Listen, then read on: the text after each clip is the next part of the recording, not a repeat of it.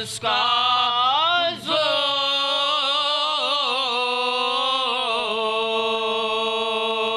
زور زور حیدر ہوتا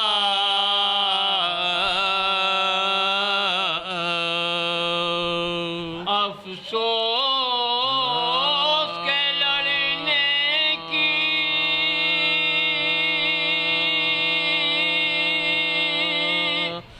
جو اجازت نہ ملے ورنہ در کوفہ در خیبر ہوتا لاکھوں میں کوئی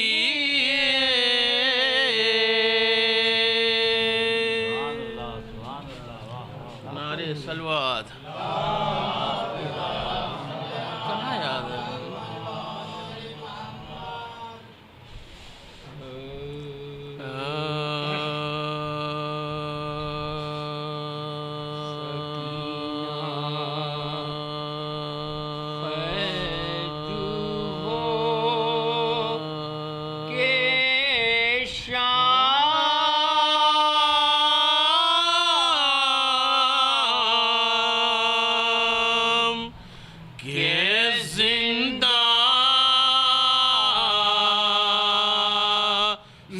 جب آئی وہ بچی اس اندھیرے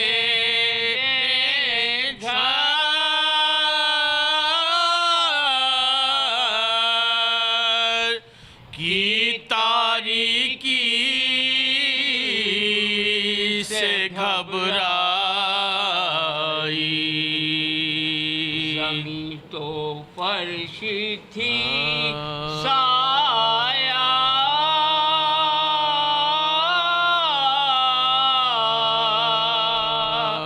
فیغن تھا چرخ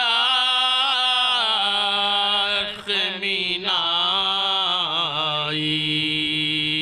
مقدر نے اسے وہ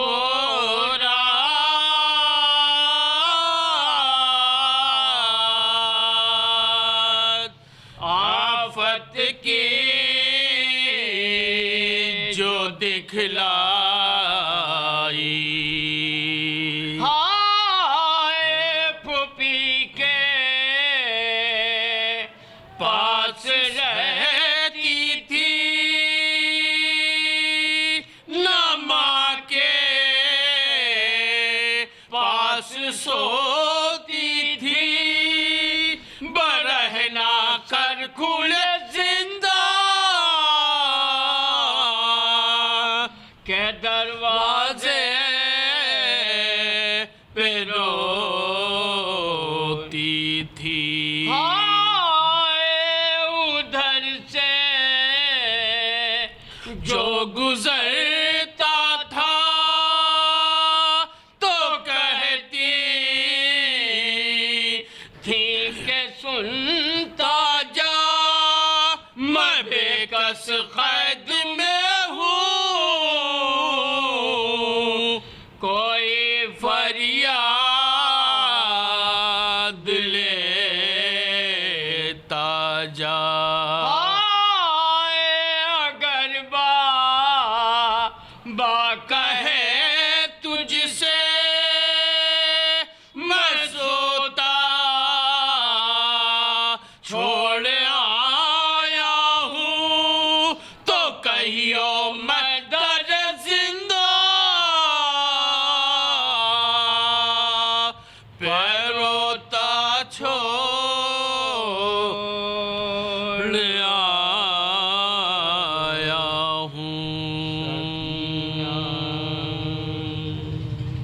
نعرے صلوات نکلتے ہیں یا علی کہہ کے جو نکلتے ہیں، میرے قدموں تلے ہیں آگ بھی پھول، میرے قدموں تلے ہیں آگ بھی پھول، پاؤ تو منکروں کے جلتے ہیں، پاؤ تو منکروں کے جلتے ہیں، صبر کا چاند ڈوبتا ہی نہیں، صبر کا چاند ڈوبتا ہی نہیں، پاؤ تو منکروں کے جلتے ہیں، پاؤ تو منکروں کے جلتے ہیں، بغض رکھتے ہیں جو اللہ سے میرے، بغض رکھتے ہیں جو اللہ سے میرے، وہ بھی ٹکڑوں پہ ان کے پلتے ہیں، وہ بھی ٹکڑوں پہ ان کے پلتے ہیں۔ نعرہ صلوات۔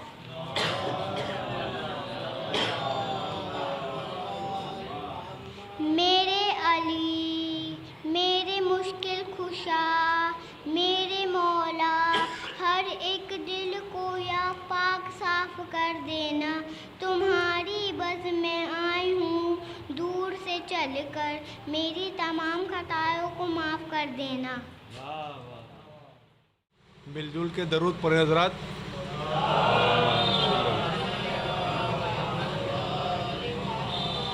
ایک مطلع دو شعر دیکھو بیٹا۔ عرض کیا ہے کہ وہ کربلا کا حیات میں اثر رکھے، وہ کربلا کا حیات میں اثر رکھے، ہے عزادار تو کردار پہ نظر رکھے، ہے عزادار تو کردار پہ نظر رکھے، اور روزہ نماز انسانیت شبیر کا ماتم، روزہ نماز انسانیت شبیر کا ماتم، بس اس کو ہی دنیا میں ہم سفر رکھے، بس اس کو ہی دنیا میں ہم سفر رکھے۔ اور زیارت جو چاہتا ہے لحد میں علی کی، زیارت جو چاہتا ہے لحد میں علی کی، تو وہ دنیا کی خواہشوں کو مختصر رکھے، تو وہ دنیا کی خواہشوں کو مختصر رکھے۔ مطلب دیکھیں کہ جو غدار ہیں ان کو آشکار کر دے گا، جو غدار ہیں ان کو آشکار کر دے گا، اور فرش ازا دنیا کو بیدار کر دے گا، فرش ازا دنیا کو بیدار کر دے گا۔ اب بولا یزید، بولا غرور یزید کا، یہ یزید سے دیکھو بیٹا کہ بولا غرور یزید کا یہ یزید سے کہ یہ حسین ہے بیعت سے انکار کر دے گا، کہ یہ حسین ہے بیعت سے انکار کر دے گا۔ اب بدلے گا مقدر تیرا اے کربلا ایک دن، بدلے گا مقدر تیرا اے کربلا ایک دن، آ کر علی کا لال تجھے گلزار کر دے گا، آ کر علی کا لال تجھے گلزار کر دے گا۔ اور کسی غیر کے ٹکڑوں پہ ہم پل نہیں سکتے، کسی غیر کے ٹکڑوں پہ ہم پل نہیں سکتے، یہ ذکر کربلا ہمیں اتنا خوددار کر دے گا، یہ ذکر کربلا ہمیں اتنا خوددار کر دے گا۔ شعر دیکھیں کہ کسی نے پوچھا کہ قاتل کی سزا کیا ہے، کسی نے پوچھا کہ قاتل کی سزا کیا ہے، بولے سجاد یہ فیصلہ مختار کر دے گا، بولے سجاد یہ فیصلہ مختار کر دے گا۔ غم شہ کے آنسو کبھی خشک نہیں ہوں گے، غم شہ کے آنسو کبھی خشک نہیں ہوں گے، ایک آنسو دوسرے آنسو کو تیار کر دے گا، ایک آنسو دوسرے آنسو کو تیار کر دے گا۔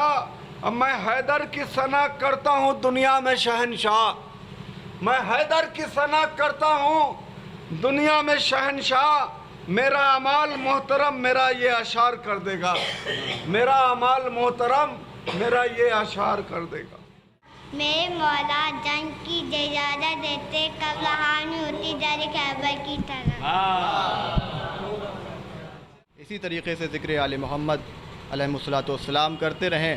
آئیے حضرات مصر نظر کروں کہ یہ ہم نے کب کہا کہ ہماری ہے کربلا، دیکھیں گے بطور خاص، دیکھیں گے حسن بھائی کہ یہ ہم نے کب کہا کہ ہماری ہے کربلا. توجہ چاہتا ہوں, یہ ہم نے کب کہا کہ ہماری ہے کربلا, حق بات تم کہو تو تمہاری ہے کربلا. تھوڑی سی توجہ اگر مل گئی تو انشاءاللہ مصرے پہنچ جائیں گے. یہ ہم نے کب کہا کہ ہماری ہے کربلا, حق بات تم کہو تو تمہاری ہے کربلا. جس نے نبی کے دل پہ اتاری ہیں آیتیں, اس نے ہمارے دل میں اتاری ہے کربلا. جس نے نبی کے دل پہ اتاری ہیں آیتیں, اس نے ہمارے دل میں اتاری ہے کربلا. کہ ہر مجلس بطول کا ایسے ہو اہتمام, ہر مجلس بطول کا ایسے ہو اہتمام, پردے میں حق کے چہرے باطل نہ چھپ سکے. ہر مجلس بطول کا ایسے ہو اہتمام, پردے میں حق کے چہرے باطل نہ چھپ سکے. دنیا کے گوشے گوشے میں زہرا کے نام پر اتنی ہو مجلسیں کہیں قاتل نہ چھپ سکے. دنیا کے گوشے گوشے میں زہرا کے نام پر. جزاک اللہ, ماشاء اللہ.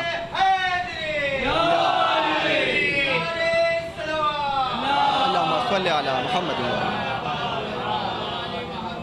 دنیا کے گوشے گوشے میں زہرا کے نام پر اتنی ہوں مجلسیں کہیں قاتل نہ چھپ سکے. آئیے حضرات, انہی مصروں کے سائے میں ایک اور بہترین لب و لہجے کے شاعر, بہترین انداز اور بہترین آواز کے ساتھ آپ حضرات کے سامنے اشعار سماعت فرمائیں گے. آپ کھیلتے کھیلتے 6 مصرے, اور شاعر کو دعوت سخن ہے کہ کھیلتے کھیلتے اصغر کو خیال آیا ہے, باپ کے سامنے بیعت کا سوال آیا ہے, 6 مہینے کے مجاہد کو جلال آیا ہے, آستیں الٹے ہوئے بانوں کا لال آیا ہے.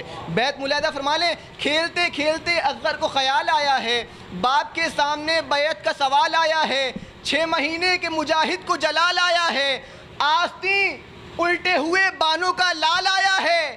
تیز طوفان کبھی مند نہیں ہوتے ہیں, حوصلے عمر کے پابند نہیں ہوتے ہیں. تیز طوفان کبھی مند نہیں ہوتے ہیں, حوصلے عمر کے پابند نہیں ہوتے ہیں. میں گزارش کر رہا ہوں بہترین انداز سے اشعار پیش فرمائیں گے جناب اثر کانپوری صاحب سے کہ وہ آئیں اور بارگاہ مولا میں خراج عقیدت پیش فرمائیں. آپ حضرات مل جل کر باواد بلند صلوات سے استقبال فرمائیں. کہ جس نے بھی گھر میں فرش عزا کا بچھا دیا, تھوڑا سا بیدار ہو جائیے گا, کہ جس نے بھی گھر میں فرش عزا کا بچھا دیا, خلد بری کا آئینہ گھر کو بنا دیا. تھوڑا سا جڑ جائیے میرے ساتھ, کہ جس نے بھی گھر میں فرش عزا کا بچھا دیا, خلد بری کا آئینہ گھر کو بنا دیا. اور اصغر نے تیر کھا کے بھی اے ہرملا تجھے گھر کا رہا نہ گھاٹ کا ایسا بنا دیا. کہ اصغر نے تیر کھا کے بھی اے ہرملا تجھے گھر کا رہا نہ گھاٹ کا ایسا بنا دیا. ایک باواز بلند درود شریف میں علی محمد پہ, کیونکہ تاخیر بہت ہو چکی ہے. بس میں اپنی آخری گفتگو میں 2 مطلع چند اشعار پیش کرتا ہوں, مناظرہ فرمائیں گے, کیونکہ غدیر کا ٹائم چل رہا ہے, غدیر کا مہینہ ہے. ایک مصرع ہوا تھا, سورج غدیریت کا کبھی ڈوبتا نہیں. مصرع تھا کہ سورج غدیریت کا کبھی ڈوبتا نہیں. مطلب پیش کرتا ہوں, مناظرہ فرمائیں گے, پیش کرتا ہوں بھائی, مناظرہ فرمائیں گے کہ جس کے بھی دل میں عشق علی کی ضیا نہیں. مطلب ساتھ جڑ جائیے گا, جس کے بھی دل میں عشق علی کی ضیا نہیں, جس کے بھی دل میں عشق علی کی ضیا نہیں, اس کی عبادتوں کا کوئی فائدہ نہیں.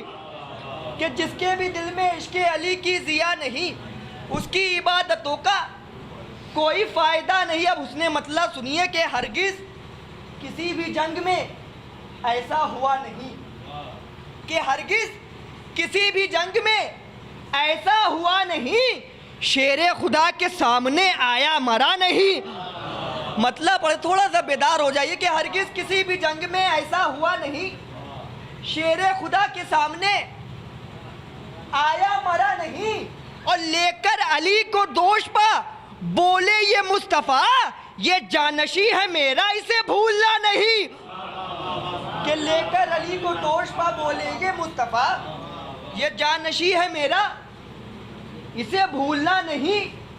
جبریل اور بوذرو سلمان ساتھ ہیں.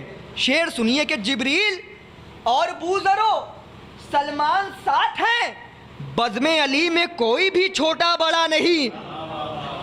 कि जिब्रील और बूज़र और सलमान साथ एक शेर सुनाना है मुझे, उसके लिए थोड़े से शेर सुनिए। कि जिब्रील और बूज़र और सलमान साथ हैं, बज़्म अली में कोई भी छोटा बड़ा नहीं। मिसरा कह रहा है कि सूरज गदीर यक्का कभी डूबता नहीं। अगर मिसरा लग गया तो दुआएं दे दिएगा।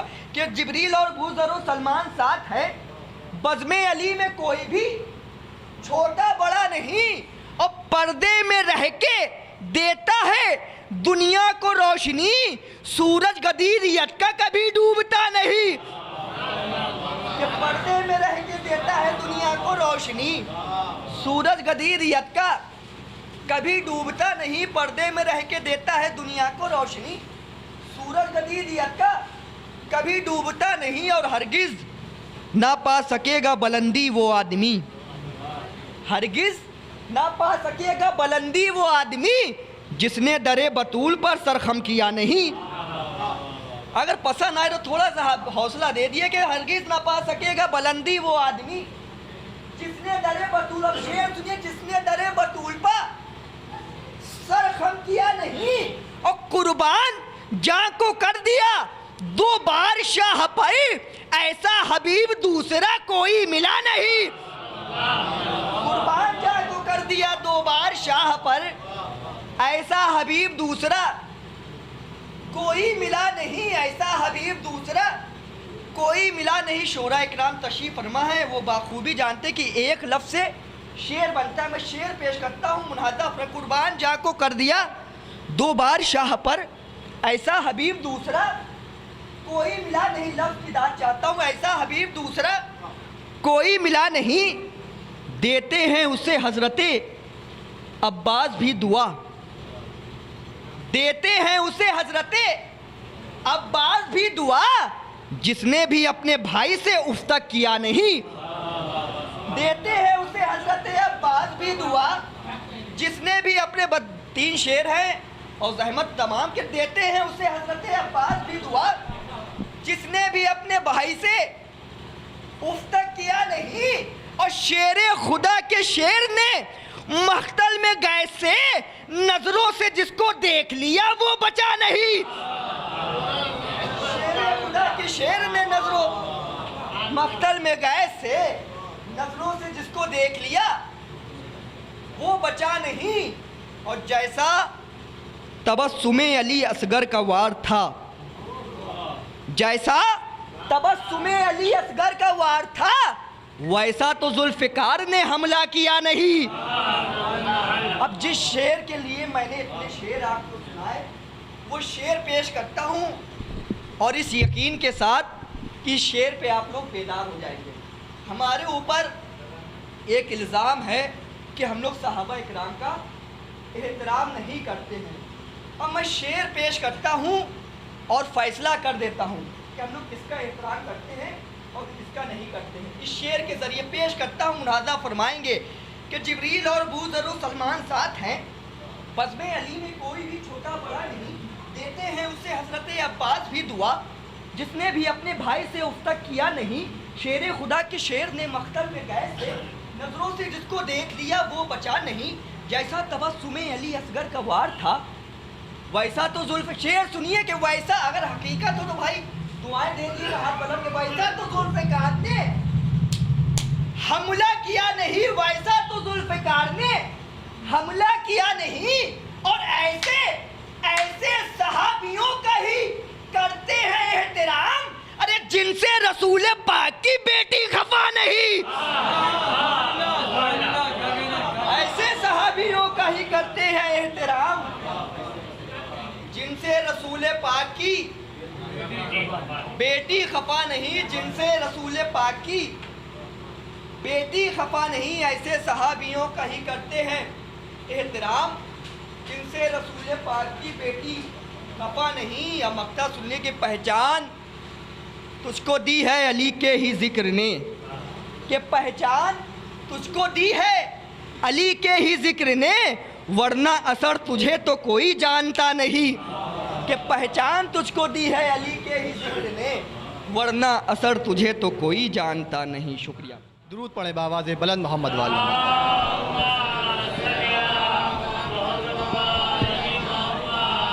مرحومہ کی مغفرت کے لیے ایک باواز بلند صلوات سے ارشاد.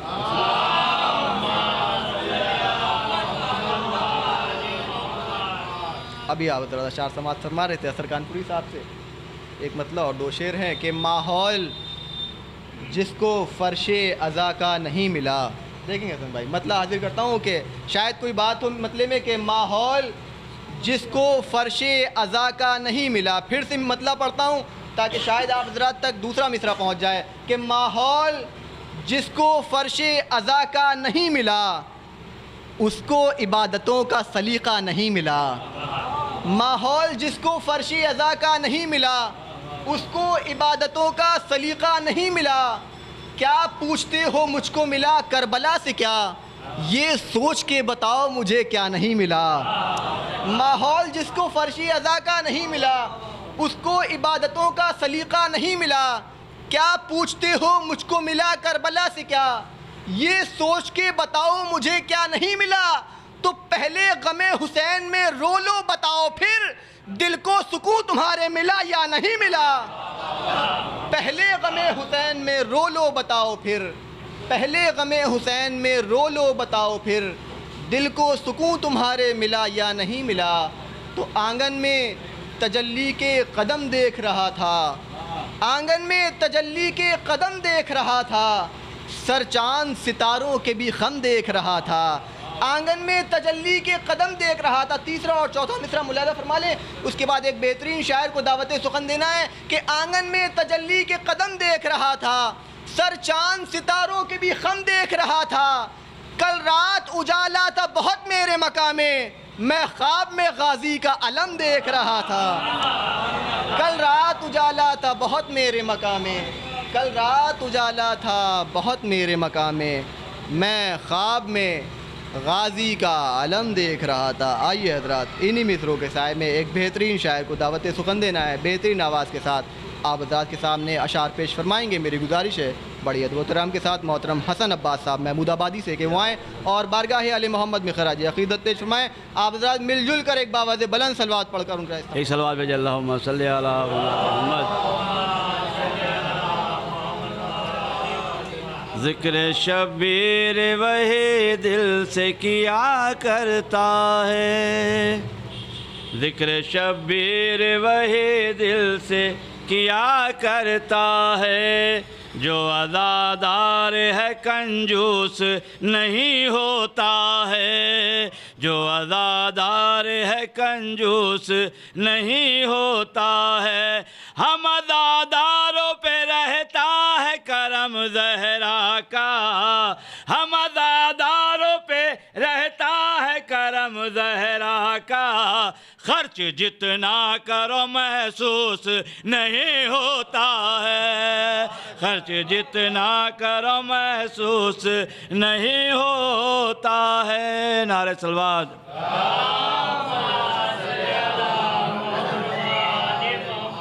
جو ذکر حیدر کرار عام کرتے ہیں, جو ذکر حیدر کرار عام کرتے ہیں, وہی تو لوگ زمانے میں نام کرتے ہیں. علی سے مانگو نا جنت یہ کہہ گئے بہلول, یہ ادنا کام علی کے غلام کرتے ہیں, یہ ادنا کام علی کے غلام کرتے. ایک سلوات بھیج اللہم.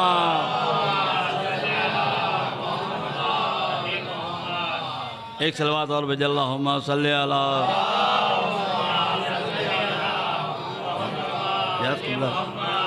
یہ ادنا کام علی کے غلام کرتے ہیں. نعرہ صلوات اللہم صلی علی.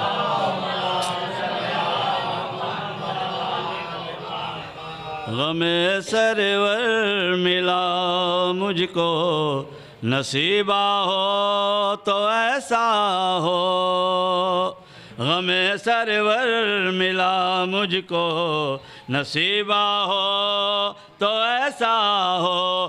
مسلمانوں شفاعت کا وسیلہ ہو تو ایسا ہو,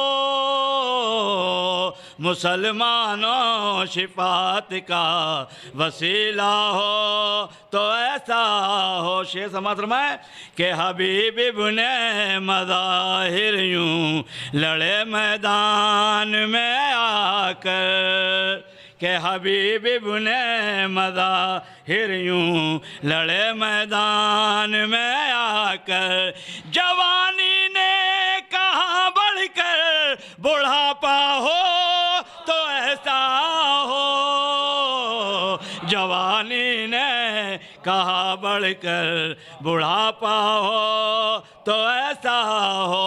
اور یہ بھی شعر سماعت فرمائے کہ دہکتے آگ میں ہارون اترے بے جھجک ہو کر, دہکتے آگ پا ہارون اترے بے جھجک ہو کر, کسی کو اپنے مولا پر بھروسہ ہو تو ایسا ہو, کسی کو اپنے مولا پر بھروسہ ہو تو ایسا ہو, کسی کو اپنے مولا پر بھروسہ ہو تو ایسا ہو. اور اصلاحی شعر ہے, سماعت فرمائے جہاں جاتے ہیں کہ تیرا کردار ہو ایسا عمل بھی ہو تیرے ایسے, تیرا کردار ہو ایسا عمل بھی ہو تیرے ایسے, علی محشر میں خود کہہ دے ہمارا ہو تو ایسا ہو, علی محشر میں خود کہہ دے ہمارا ہو تو ایسا ہو, علی محشر میں خود کہہ دے ہمارا ہو تو ایسا ہو. ایک سلوہ بھیج اللہم. 3 شعر, وقت کافی ہو چکا ہے, بس 3 شعر مرحومہ کی ثواب کے لیے ہے, بس ایک سلوہ بھیج اللہم.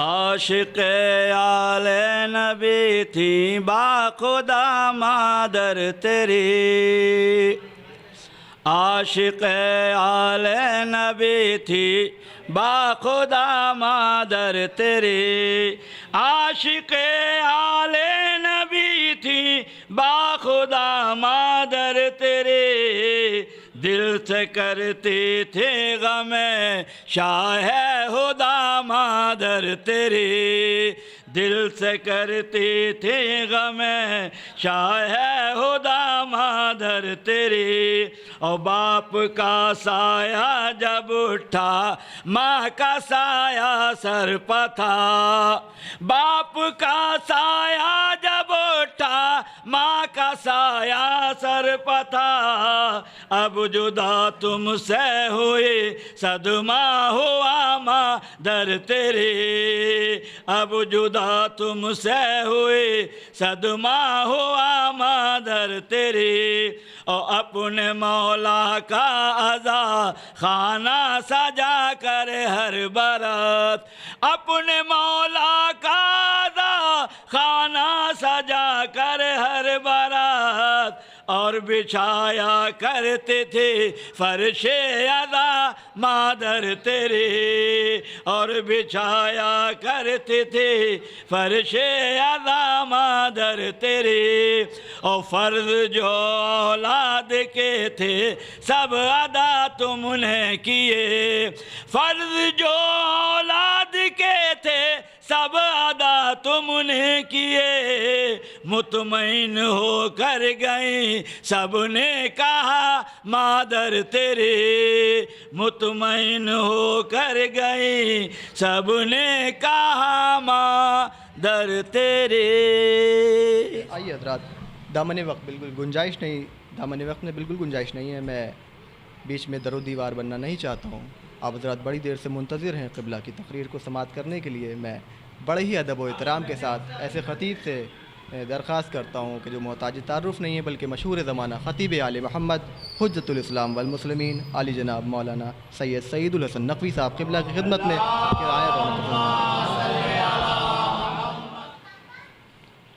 لا حول ولا قوة الا باللہ العلی العظیم حسبنا اللہ ونعم الوکیل نعم المولا ونعم النصیر اعوذ باللہ من الشیطان الرجیم بسم اللہ الرحمن الرحیم الحمد للہ رب العالمین والعاقبۃ للمتقین والجنة للموحدین والنار للملحدین والصلاة والسلام على اشرف الانبیاء والمرسلین سیدنا و مولانا ابی القاسم محمد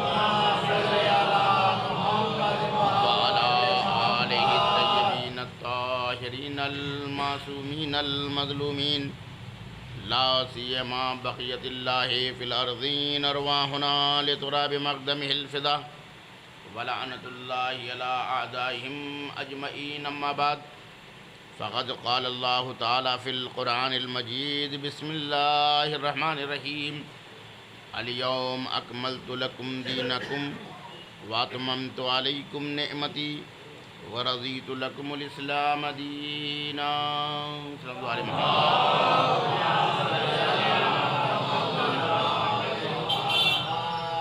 عزیزان گرامی، کیونکہ یہ مہینہ غدیر کی مناسبت سے بہت گہرا تعلق رکھتا ہے، اسی لیے میں نے اس آیہ کریمہ کو سرنامہ کلام قرار دیا ہے جس نے مولا کائنات کی ولایت کے اعلان کے موقع پر یہ اعلان کیا کہ الیوم اکملت لکم دینکم، آج میں نے تمہارے لیے دین کو کامل کر دیا ہے. وَأَتْمَمْتُ عَلَيْكُمْ نِعْمَتِي، اور میں نے اپنی نعمتوں کو تمام کر دیا ہے. وَرَضِيتُ لَكُمُ الْإِسْلَامَ دِينًا، اور میں دین اسلام سے کیا ہوں؟ راضی. دیکھیے، آپ بھی اگر کوئی چیز کامل پا جاتے ہیں تو راضی ہو جاتے ہیں. آپ کو بھی اگر ایک تمام چیز ملے تو آپ کیا رہتے ہیں؟ راضی رہتے ہیں، ہے یا نہیں؟ آپ گئے مارکیٹ سے کوئی چیز خرید کر لاتے ہیں تو آپ کے سینس میں کیا ہوتا ہے، آپ کے ذہن میں کیا ہوتا ہے؟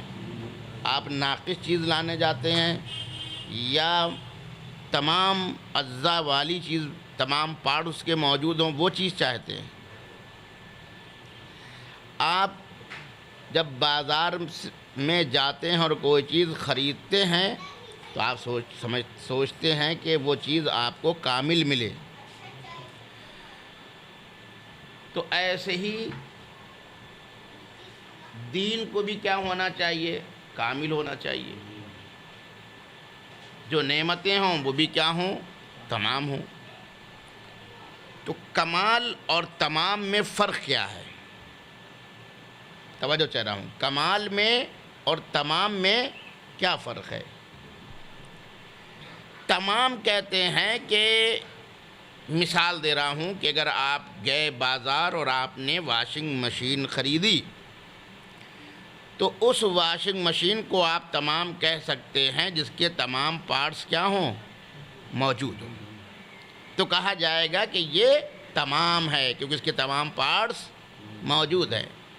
لیکن اگر اس میں سے ایک دو پارٹ نہ ہو اور بعد میں آپ کو پتہ چلے کہ ارے اس کے اندر تو 2-3 پارٹ ہی نہیں ہے، تو آپ اس شو روم والے پر غصہ ہوں گے یا خوش ہوں گے؟ کہیں گے بدبخت نے ہمیں کیا کیا؟ ایک ناقص چیز دے دی. میں تام چیز چاہتا تھا لیکن اس نے ناقص دی. تو دیکھیے، جہاں اجزاء کم ہوں تو اسے ناقص کہتے ہیں، اور اگر تمام اجزاء پائے جائیں، تمام پارٹس پائے جائیں تو اسے کیا کہیں گے؟ تمام کہیں گے، تام کہیں گے. اب کمال کسے کہتے ہیں؟ آپ واشنگ مشین لینے گئے تھے تو آپ کا ہدف کیا تھا؟ آپ کا ہدف تھا کہ یہ ہمارے کپڑے دھلے گی، ہے نا؟ اگر ایک مرتبہ واشنگ مشین ناقص آئی، یعنی اس کے تمام پارٹس نہیں تھے، تب بھی وہ کپڑا دھلے گی؟ نہیں دھلے گی۔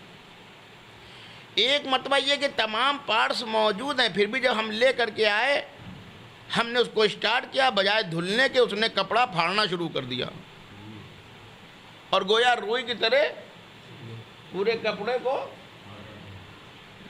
تو آپ بتائیے کہ واشنگ مشین نے اپنا ہدف پورا کیا، اپنا مقصد پورا کیا؟ نہیں کیا۔ تو عزیزو، یہ واشنگ مشین تمام تو ہے لیکن کمال نہیں ہے۔ کمال ہوتا ہے ہدف سے، توجہ چاہ رہا ہوں، کمال ہوتا ہے کہ جو ہدف تھا، جو مقصد ہے، وہ پورا ہو رہا ہے یا پورا نہیں ہو رہا ہے۔ تو یاد رکھیے، کبھی ایسا بھی ہو سکتا ہے کہ دیکھنے میں ایک چیز اجزاء تمام موجود ہیں، لیکن اس کے باوجود بھی اس میں کمال پایا نہ جائے۔ یہ تو میں نے سماجی مثال دی، اب میں مذہبی مثال دوں۔ ایک مرتبہ انسان نماز پڑھ رہا تھا، پتہ چلا کہ نیت کی، معلوم ہوا کہ ڈائریکٹ سجدے میں پہنچ گئے، تو ان کی نماز ناقص نماز ہے، کیونکہ انہوں نے تمام اجزاء پورے نہیں کیے۔ ایک صاحب تو ہم نے دیکھا کہ رے نیت کی، تکبیرۃ الاحرام، سورہ، سب کچھ پڑھا، رکوع، سجدہ، تشہد، سلام، سب کچھ کیا انہوں نے۔ اب یہ نماز کیا ہے؟ تمام، ہے نا؟ لیکن کیا اس نماز کو ہم کمال کہہ سکتے ہیں، کامل کہہ سکتے ہیں؟ پوری نماز پڑھی ہے، لیکن اس کو ہم کامل ابھی نہیں کہہ سکتے ہیں۔ کیوں؟ اس لیے کہ نماز کا بھی ایک مقصد رکھا گیا ہے شریعت میں۔ اب ایک صاحب مسجد سے نکلے تو دیکھا کہ یہ نماز پڑھ کے جب نکلے تو ماشاءاللہ ایسا لگا کہ جیسے مسجد سے حضرت فرعون نکل رہے ہیں۔ تو آپ یہ بتائیے، یہ نماز تو ہوئی، تمام ہے، لیکن کامل ہے؟ ہدف کو اس نے پورا کیا؟ بھائی نماز رکھی گئی تھی کہ اس کے اندر تکبر پیدا نہ ہو۔ توجہ چاہ رہا ہوں، نماز اس لیے رکھی گئی تھی، بھائی بہت سے اہداف بیان کیے گئے نا۔ نماز تنہا عن الفحشاء والمنکر، نماز تمہیں کیا کرتی ہے؟ فحشاء اور منکر سے روکتی ہے۔ ایک صاحب نکلے نماز پڑھ کر کے لاٹری خریدنے میں لگ گئے،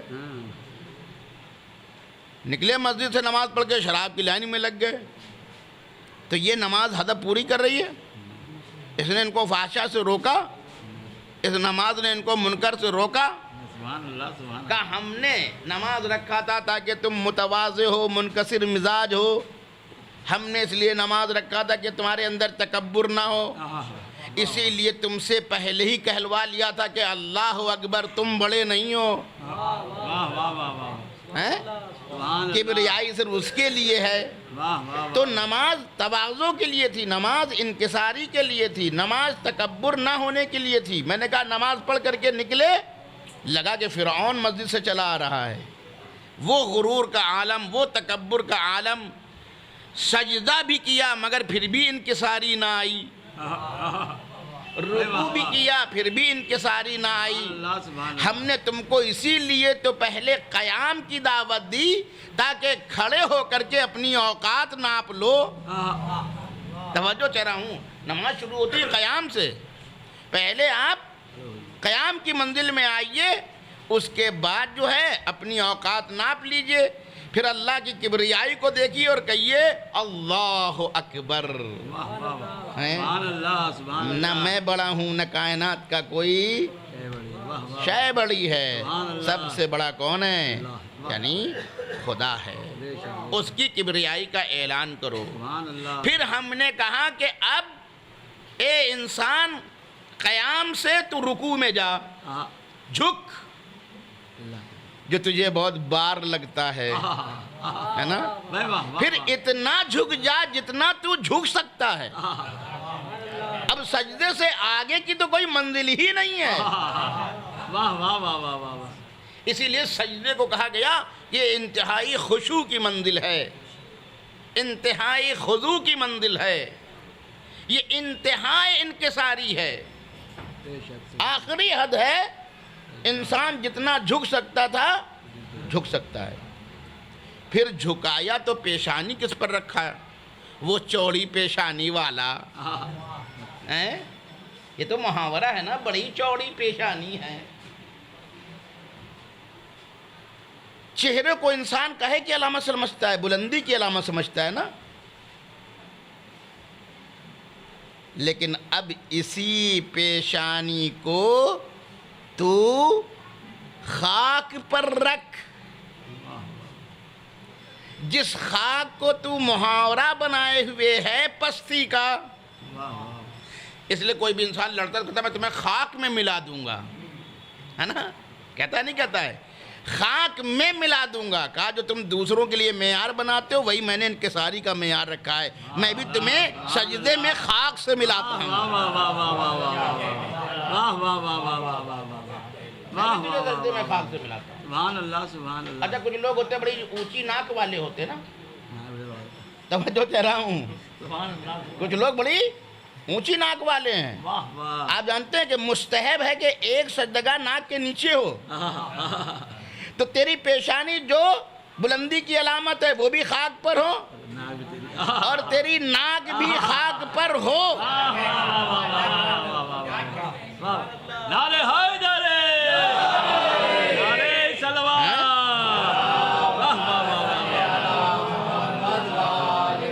دیکھا آپ نے, تو جھکنا کا بھی اس سے زیادہ تم جھک نہیں سکتے. پیشانی کو بلندی کی علامت سمجھتے تھے, ناک لمبی ناک, اونچی ناک کا ان کو خاک پر رکھ دو. توجہ چلا ہوں, تو میں نے تم کو خاک میں ملایا, تمہاری ناک جو بلندی کی علامت تھی وہ خاک پر رکھی گئی کہ نہیں رکھی گئی. تو اسی لیے کہا گیا کہ نماز انتہائی انکساری کا نام ہے. اب کوئی انسان پریکٹیکل طور پر مسجد میں آئے اور رکوع اور سجدہ کرے لیکن اس کے باوجود بھی وہ اس کے ہدف کو نہ سمجھے, اور پھر جب وہ نکلے تو اللہ کو اکبر نہ سمجھے, اپنے کو اکبر سمجھنے لگے, تو کہا یاد رکھو اس کی نماز تمام تو ظاہری اعتبار سے ہے لیکن کمال نہیں پایا جاتا. ایک صلوات دیجئے محمد والے. کیا کہنے کیا کہنے. واہ واہ واہ واہ واہ واہ واہ واہ واہ واہ. توجہ چاہنا غدیر کے مناسبت سے میں نے انسان سمجھے. اب اللہ کہہ رہا ہے کہ میں نے اپنی طرف سے جب دین اتارا تو اس کے جو بھی اجزاء ہیں وہ تمام ہیں, اور جو ہدف ہے وہ بھی ہم نے معین کر رکھا ہے, ہماری طرف سے کوئی کمی نہیں ہے. غدیر کے دن ہم نے اعلان کر دیا کہ دیکھو جو کچھ بھی میں نے بھیجا تھا وہ کمال کی منزل پر ہے, کیونکہ ہر چیز کا ہدف معین ہے. بس ہماری طرف سے کامل ہے لیکن عمل تو تم کو کرنا ہے. توجہ چلا ہوں, میں تو راضی ہوں, کیونکہ جب ہم نے کہا نا یہ پہلے ہی جملہ آپ سے کہا تھا کہ اگر کوئی چیز کامل ہو تو ہم اس سے راضی ہوتے ہیں. بھائی ہدف پوری کر رہی ہے تو ہم اس سے راضی ہیں, اگر وہ تمام اجزاء ہیں تو ہم اس سے کیا ہیں, راضی ہیں. تو اللہ نے کہا کہ میں تو اب اس دین سے کیا ہوں, راضی ہوں, کیونکہ جتنے بھی اجزاء ہونے چاہیے تھے دین کے وہ سب ہم نے بھجوا دیا ہے نا. سب کا ہدف بھی کیا ہے, معین ہے. تو ہماری طرف سے تمام بھی, ہماری طرف سے کمال بھی. لیکن ہماری طرف سے تمام ہونا اور ہماری طرف سے کمال ہونا یہ الگ بات ہے. عمل تو تم کو کرنا ہے. اب اگر تم نے عمل ناقص کیا تو الگ منزل ہے. تم نے عمل کیا, ایسا عمل کیا کہ اس ہدف تک پہنچے ہی نہیں, بلکہ بعض تو ایسے ہیں کہ عمل کرتے تو الٹا ہدف ہو جاتا ہے. میں نے جیسے ابھی مثال دی کہ نماز پڑھ رہے ہیں تو بجائے اس کے کہ انکساری پیدا اور تکبر پیدا ہو جاتا ہے نا. حتیٰ کہ بعض لوگ اپنی نماز کی وجہ سے متکبر ہو جاتے ہیں. توجہ چاہ رہا ہوں, نماز کی وجہ سے کیا ہو جاتے ہیں؟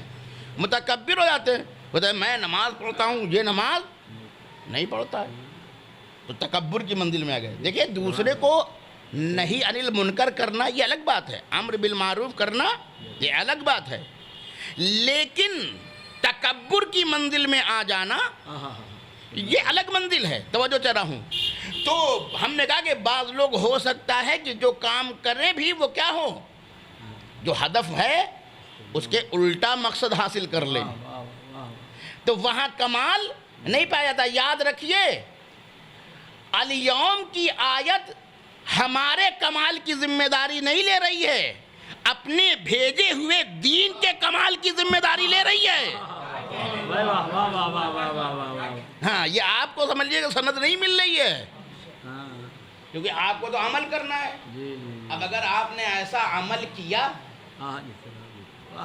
کہ تواضع پیدا ہوتا چلا گیا, نماز پڑھی اور متواضع ہوتے چلے گئے, جس قدر سجدے کیے اس قدر انکساری پیدا ہو گئی, تو کہا دیکھا آپ نے اب یہ نماز کمال کی نماز ہے, یہ نماز کمال کی نماز ہے, کیونکہ جو ہدف تھا وہ کیا ہو رہا ہے, پورا ہو رہا. توجہ چاہ رہا ہوں, یہ بہت ہی اہم فرق ہے. میں نے سماجی مثال بھی دی, ایک مادی مثال بھی دی اور ایک معنوی مثال بھی دی, تاکہ آپ بات کو کیا کر سکیں, سمجھ سکیں. ایک مطلب آپ نے ناقص نماز پڑھی تب بھی آپ کو رزلٹ ملنے والا نہیں ہے. ایک مرتبہ آپ کے اندر ایسا مرحلہ تھا کہ نماز پڑھی, پوری بظاہر پوری پڑھی, لیکن اس کے باوجود بھی جو ہدف تھا وہ آپ نے حاصل نہیں کیا, تو یہ نماز ظاہری اعتبار سے تمام تو مان لی جائے گی, مگر اس کے اندر کمال نہیں ہے, کیونکہ اس نے آپ کو اس ہدف تک نہیں پہنچایا. عزیزان گرامی, اللہ نے جو یہ دین بھیجا ہے, مولا علی کی ولایت پر جو یہ دین کامل ہوا ہے, ہماری طرف سے ہدف بھی معین, ہماری طرف سے تمہاری زندگی کے لیے جو کچھ آنا چاہیے تھا, تمہیں اگر سوچ کی ضرورت تھی ہم نے عقیدے دیے, تمہیں عمل کی ضرورت تھی ہم نے احکام دیے, تمہیں اپنے سماجی روابط کو منظم کرنا تھا ہم نے حقوق دیے, تمہیں اپنی زندگی کو بہتر بنانا تھا ہم نے اخلاق کا پورا چیپٹر دیا. توجہ چاہ رہا ہوں. تو ہماری طرف سے زندگی کے لیے جو کچھ بھی تمہاری ضرورت تھی وہ ہم نے کیا کیا ہے, بھیج دیا. تو یہاں نقص نہیں ہے, تمام چیزیں موجود ہیں. ہم نے کہا ہر چیز کا ہم نے ہدف بھی معین کیا ہے, ٹھیک ہے نا. تب وہ چیز کیا ہو گئی, تمام ہی نہیں ہے بلکہ کیا ہے اس کے اندر کمال بھی پایا جاتا ہے. کمال کا مطلب ہوتا ہے جو آپ کو ہدف تک پہنچا دے, تو یہ کمال ہے. اور اگر وہ ہدف تک پہنچائے نہیں تو وہ اس میں کمال پایا نہیں جاتا ہے. دیکھیں بہت ہی مشکل بحث کو میں نے بالکل ہی آسان الفاظ میں آپ کے اذہان عالیہ تک پہنچا دیا ہے. اب یہاں سے میں ایک دوسری گفتگو کرنے جا رہا ہوں. ادھر سے سب کچھ, ادھر سے کمال ہے, ادھر سے تمام ہے, لیکن عمل کس کو کرنا ہے, ہم کو کرنا ہے. اب ہم کو ایسے عمل کرنا ہے کہ وہ تمام بھی رہے اور کمال بھی رہے, تب تو صحیح ہے. ورنہ ہم نے کہا نا کہ بہت سے لوگ کیا ہوتا ہے الٹا. حضرت مولا کائنات نے کہا ہے کہ ایک زمانہ ایسا آئے گا کہ اسلام کو الٹ دیا جائے گا, الٹا اسلام, سیدھا اسلام نہیں ہوگا, الٹا اسلام. تو یہ اللہ کی طرف سے الٹا آیا, یہ الٹے ذہنوں کی وجہ سے الٹا ہوا ہے نا. یہ انسان جو الٹی کھپڑی کا ہے اس نے دین کو بھی الٹا کر دیا. توجہ چاہ رہا ہوں, یہ مولا کائنات کی حدیث ہے کہ دین کو الٹ دیں گے.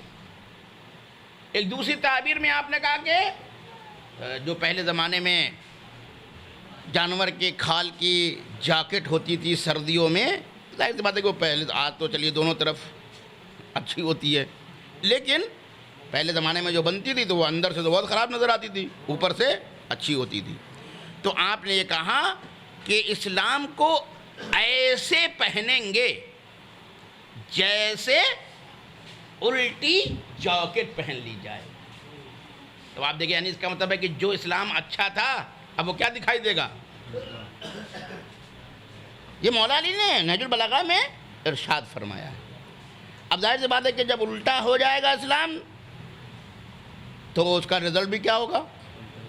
الٹا ہوگا نا، اس کا مقصد بھی کیا ہو جائے گا؟ الٹا ہو جائے گا۔ پھر ہدف ملے گا، کہا ہم نے یہ دین تمہارے لیے رحمت بنایا تھا، کہا ہاں یہ تو بات ہے، آپ نے تو رحمت بنایا تھا، مگر واقعاً ہم نے دین کو کیا بنایا؟ زحمت بنایا۔ پلٹ دیا یا نہیں پلٹ دیا؟ دین رحمت رہا یا زحمت ہو گیا؟ دین زحمت ہو گیا۔ تو یہ زحمت ہماری طرف سے یا زحمت آپ کی طرف سے؟ یہ زحمت آپ کی طرف سے ہے، اور اسی لیے وہ ہدف آپ کو مل نہیں رہا ہے، ہدف مل نہیں رہا ہے۔ توجہ چاہ رہا ہوں۔ اچھا، ہمارا مسئلہ یہ کہ ہم جو چیز بھی لیتے ہیں وہ ادھوری لیتے ہیں، تمام تو لیتے ہی نہیں ہیں۔ مثلا دین نے کہا، ایک چھوٹی سی مثال دے رہا ہوں، دین نے کہا کہ آپ بیمار کی عیادت کرنے جائیں، یہ سب کو پتہ ہے، لیکن اس کے بعد بھی تو کچھ دین نے کہا یا نہیں کہا ہے آپ سے؟ ہے نا؟ کہا بیمار کی عیادت کرنے جاؤ، اس کو اس عیادت سے انرجی ملے گی، مگر عیادت کا ایک طریقہ بھی تو دین نے بتایا، وہ لوگ بھول گئے۔ اس نے کہا جب عیادت کرنے جانا تو کچھ لے کے جانا۔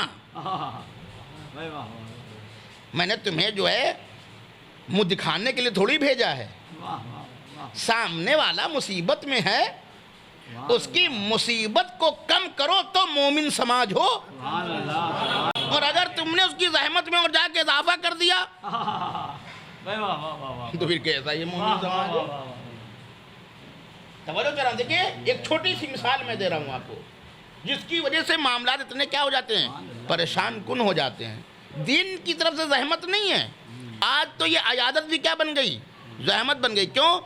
اس لیے کہ وہ بیچارہ جو بیمار کا تیماردار ہے، وہ بیچارہ ایک طرف سے تو وہ ڈاکٹر سے پریشان ہے، دواؤں سے پریشان ہے، دوسری طرف سے دیکھنے والوں سے پریشان ہے نا، پریشان ہے وہ بیچارہ۔ کہہ رہا یہ جتنے آ رہے ہیں ہمارے لیے ایک اور مصیبت بڑھا رہے ہیں، ہے نا۔ اب وہ بیچارہ ان کو چائے پانی کا بھی ہے نا۔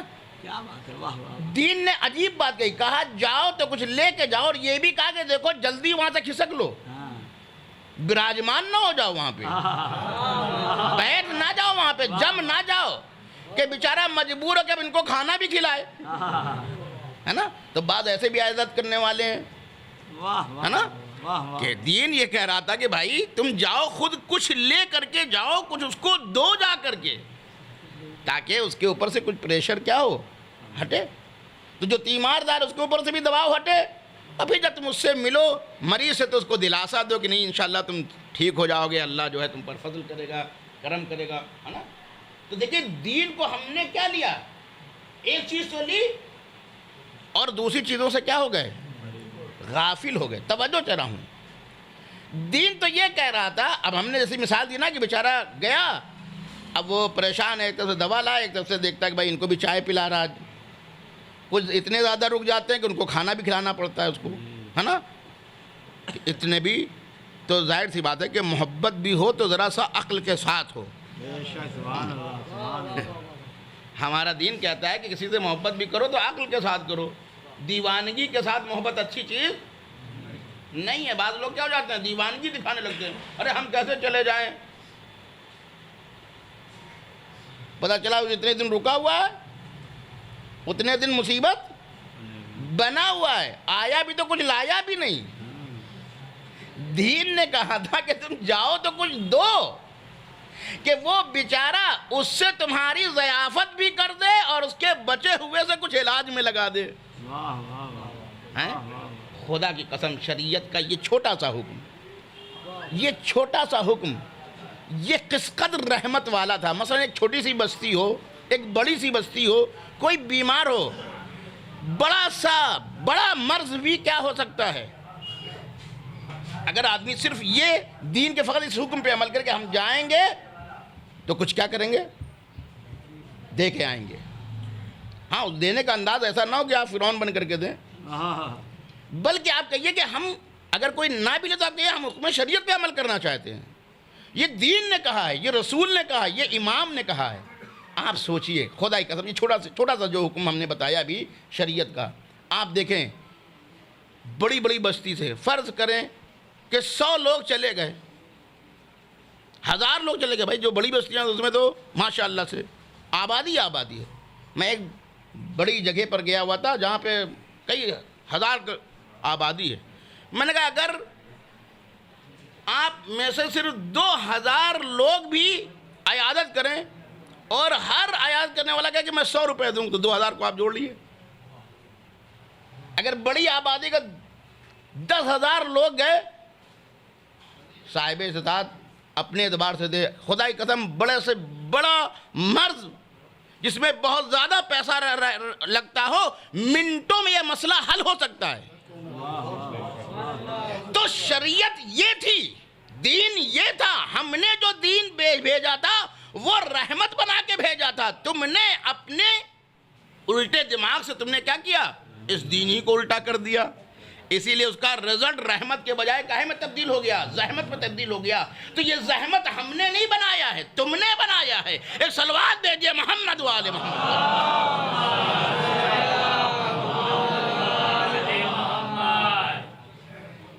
تو عزیزان گرامی, تو ہماری طرف سے تمام ہونا ایک الگ منزل ہے, ہماری طرف سے کمال کا ہونا ایک الگ منزل ہے. غدیر ہمارے یہاں کیوں کمال نہیں رکھتا ہے نا بھائی. اللہ کی طرف سے تو کمال ہے, اللہ کی طرف سے تمام ہے. اللہ کہہ رہا میں راضی ہوں, ناقص پہ تھوڑی کوئی راضی ہوتا ہے, بے ہدف پہ تھوڑی, جس کا ہدف پورا نہ ہو وہ راضی تھوڑی ہوگا. تو اللہ تو کہہ رہا ہے میں راضی ہوں, تو ادھر سے تو کوئی مسئلہ نہیں ہے. مسئلہ کس کی طرف سے ہے, مسئلہ ہماری طرف سے ہے. توجہ چاہ رہا ہوں, ہماری طرف سے ہے. ہمارے ہاں تو یہ عالم ہے, غدیر کے سلسلے میں ہم نے واقعاً کوتاہی کی ہے, کوتاہی کی. کتنے لوگوں کو ہم نے بتایا کہ غدیر کیا ہے. اگر آپ غدیر کے چھوٹے سے چھوٹے حکم کو بھی سمجھیں تو اس کے اندر ایک پیغام پوشیدہ ہے. کہا گیا غدیر کے دن کھلانا کیا ہے, مستحب ہے. بہت زیادہ کیا ہے, فضیلت ہے. میسج کیا دے رہے ہیں, میسج یہ دے رہے ہیں کہ اگر واقعاً غدیر عملی صورت میں نافذ ہو جاتا تو کوئی بھوکا نہ رہتا. غدیر ہے, غدیر کا مطلب یہ کہ پیٹ بھرے گا. مطالبہ ہے ہم سے. اور خدا کی قسم مولا کائنات نے اس حکومت میں جو اتنی مشکلات کے ساتھ تھی, مولا نے اختیار کے ساتھ حکومت نہیں کی ہے. چاروں طرف سے مشکلات کھڑی کی گئیں, جنگیں دھوپی گئیں, سازشیں کی گئیں, مگر اس میں بھی آپ نے ایسی حکومت چلائی کہ جو جرداغ جیسا مسیحی ایک کتاب لکھتا ہے, اس میں امام علی انسانی عدالت کی آواز, کہ خود یہ عنوان ہی کتاب ہے. اس نے لکھا ہے اپنی کتاب میں کہ مولا علی نے اپنی حکومت کے آخری زمانے میں ایک عام مجمع سے خطاب کرتے ہوئے کہا کہ بتاؤ میرے حدود مملکت میں کوئی بھوکا سویا ہو, اسے پہننے کے لیے لباس نہ ملا ہو, اس کے رہنے کے لیے چھت نصیب نہ ہوئی ہو. بتائے. اس نے کہا کہ علی کی یہ آواز رہی, لیکن کوئی اٹھا نہیں کہ جس نے یہ کہا کہ علی میں بھوکا تھا. پھر وہ عجیب جملہ کہتا ہے دنیا کے لیڈر وعدہ کرتے ہیں لیکن دیتے نہیں ہیں. علی وعدہ کر کے نہیں آیا تھا, بلکہ آنے والوں سے وہ کہہ رہا تھا کہ چلے جاؤ. لوگ تو وعدے سے بلاتے ہیں نا, وہ تو آئے ہوئے سے کر رہا تھا چلے جاؤ، اس لیے کہ تمہارا مزاج اتنا بگڑ چکا ہے کہ تم ہماری عدالت کو برداشت نہیں کر پاؤ گے۔ اس نے کہا کہ علی نے دعویٰ نہیں کیا تھا لیکن اس کے باوجود بھی دیا۔ تو عجیب جملہ کہتا ہے کہ صرف ایک ہی در ہے جس سے انسان کی بنیادی ضرورتیں پوری ہو سکتی ہیں، اور وہ در علی ہے۔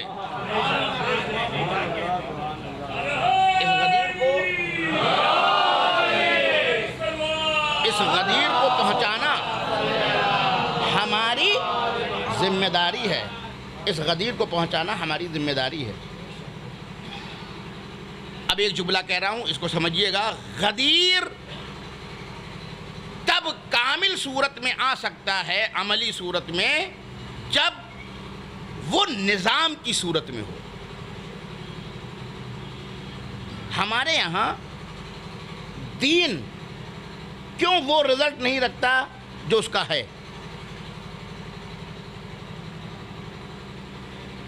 توجہ چاہ رہا ہوں۔ دیکھیے، غدیر ایک نظام ہے، غدیر ایک سسٹم ہے۔ اگر اس نظام کے ساتھ غدیر آئے گا، ایک مطلب غدیر ہو بغیر سسٹم کے، ایک مطلب غدیر ہو سسٹم کے ساتھ، دونوں میں فرق ہے۔ اب مثال دے رہا ہوں، اس کو سمجھ لیجئے گا۔ ہمارے ہندوستان میں غدیر ہے یا نہیں ہے؟ لیکن نظام کی صورت میں ہے، سسٹم کی صورت میں ہے نہیں۔ ایران میں غدیر ہے لیکن نظام کی صورت میں ہے۔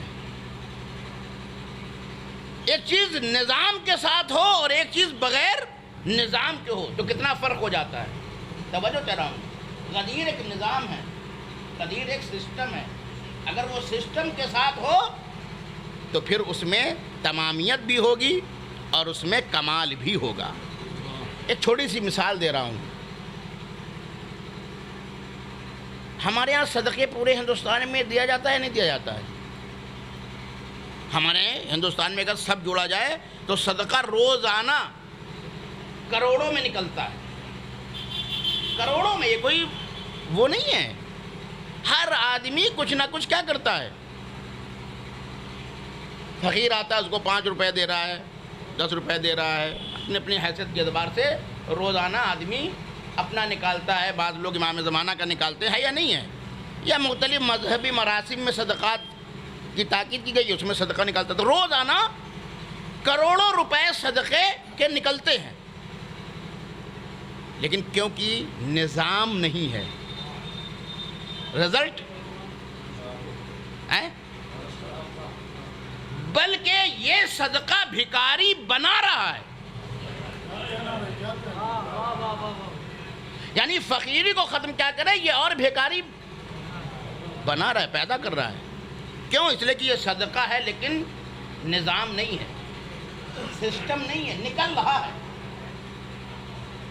اب آپ ایران چلے جائیے، وہاں بھی یہی صدقہ ہے۔ ایک معمولی سی مثال دے رہا ہوں، دیکھیے، تاکہ آپ کو پتہ چلے کہ کمال کیسے پیدا ہوتا ہے، کیسے ہدف حاصل ہوتا ہے۔ یہ اس کی مثال دے رہا ہوں آپ کو۔ جو لوگ گئے ہیں وہ لوگ جانتے ہیں، وہاں پر ہر چوراہے پر، ہر روڈ پر، حتیٰ کہ ٹول ٹیکس کے باہر، آپ جائیے گا ایران میں، اس پہ سرچ کیجئے گا، ہر مسجد کے باہر باکس لگے ہوئے ہیں صدقے کے۔ حتیٰ وہاں کا ڈرائیور بھی روز پابند ہے، جب وہ شہر سے نکلتا ہے تو روڈ کے دونوں طرف کیا ہیں، لائن سے صدقے کے ڈبے لگے ہوئے ہیں۔ یعنی ڈرائیور جاتا ہے، سفر شروع کرتا ہے، صدقہ ڈالتا ہے۔ بس صدقہ بلاؤں کو کیا کرتا ہے، دور کرتا ہے، ٹھیک ہے نا۔ اس نے صدقہ ڈال دیا۔ آپ سوچیں کہ پورے ایران میں صرف سفر کرنے والوں سے کتنا صدقہ جمع ہو جاتا ہے۔ اس کے لیے باقاعدہ ایک کمیٹی ہے، اور جو کمیٹی ایک وزارت، ایک منسٹری سے کم حیثیت نہیں رکھتی۔ جس کے پاس اتنی دولت ہو، امام خمینی کے انتقال کے بعد، کیونکہ امام خمینی کی حکم سے بنی تھی، اس لیے ان کے انتقال کے بعد اس کا نام رکھا گیا امام خمینی امداد کمیٹی، امام خمینی امداد کمیٹی۔ میں نے آپ کو مثال دی، چھوٹی سی مثال ہے، صدقے کی مثال ہے، یعنی ایک دن میں پورے ایران سے سارا صدقہ جمع ہوا، پھر اسی صدقے سے کہیں کالج بنایا، کہیں ہاسپٹل بنایا، کہیں فیکٹری بنائی، غریبوں کو اس میں نوکری دی، غریبوں کو اس میں جاب دیا۔ جب صدقہ نظام کے ساتھ آتا ہے تو بھکاری پیدا نہیں کرتا، بلکہ آبرو مند طریقے سے جاب دیتا ہے، کام دیتا ہے۔ ایک صلوات بھیجئے محمد و آل محمد پر۔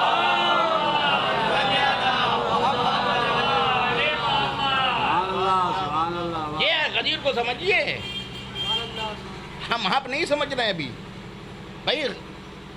نائب وقت کا جو نائب ہے وہ غدیر کا ہی تو نمائندہ ہے، غدیر کا نمائندہ ہے۔ امام زمانہ کی غیبت میں ان کی طرف سے نیابت کون کر رہا ہے؟ مرجع کر رہا ہے۔ توجہ چاہ رہا ہوں، سسٹم یمن کے جو سربراہ ہیں انصار اللہ کے سید عبد المالک، بھائی یمن تو پہلے بھی تھا، کوئی جانتا تھا؟ آج دنیا کے بڑے بڑے طاقت کا مقابلہ کر رہے ہیں کئی سالوں سے، یہ طاقت کہاں سے آئی؟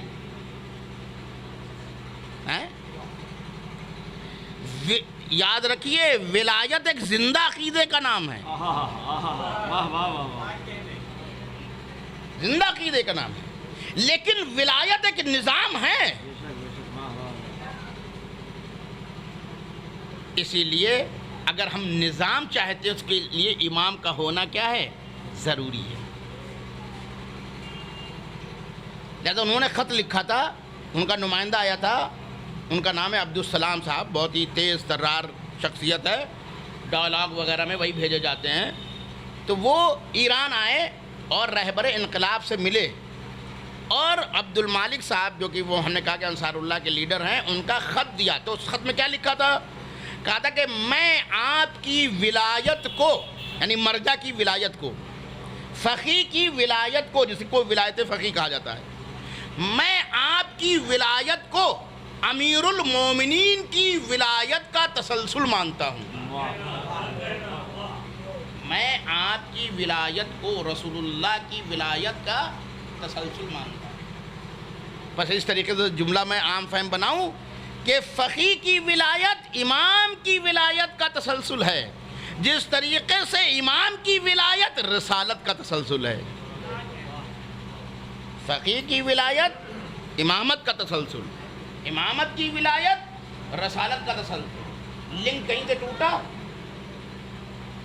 لنک ٹوٹا نہیں نا، قائم ہے، جڑا ہوا ہے۔ آپ دیکھیے کہ جب نائب کی ولایت کے سائے میں انسان امام اور رسول کی ولایت سے جڑتا ہے تو پھر کمزور نہیں ہوتا ہے، نظم آتا ہے، نظم آتا ہے۔ پوری دنیا مقابلہ کر رہی ہے لیکن وہ ڈٹے ہوئے ہیں، آپ سسٹم کو نہیں ہرا سکتے آپ۔ اسی لیے میں نے کہا ایک چھوٹی سی مثال، صدقہ بغیر سسٹم کے اگر آئے تو یہ صدقے میں خرابی نہیں ہے۔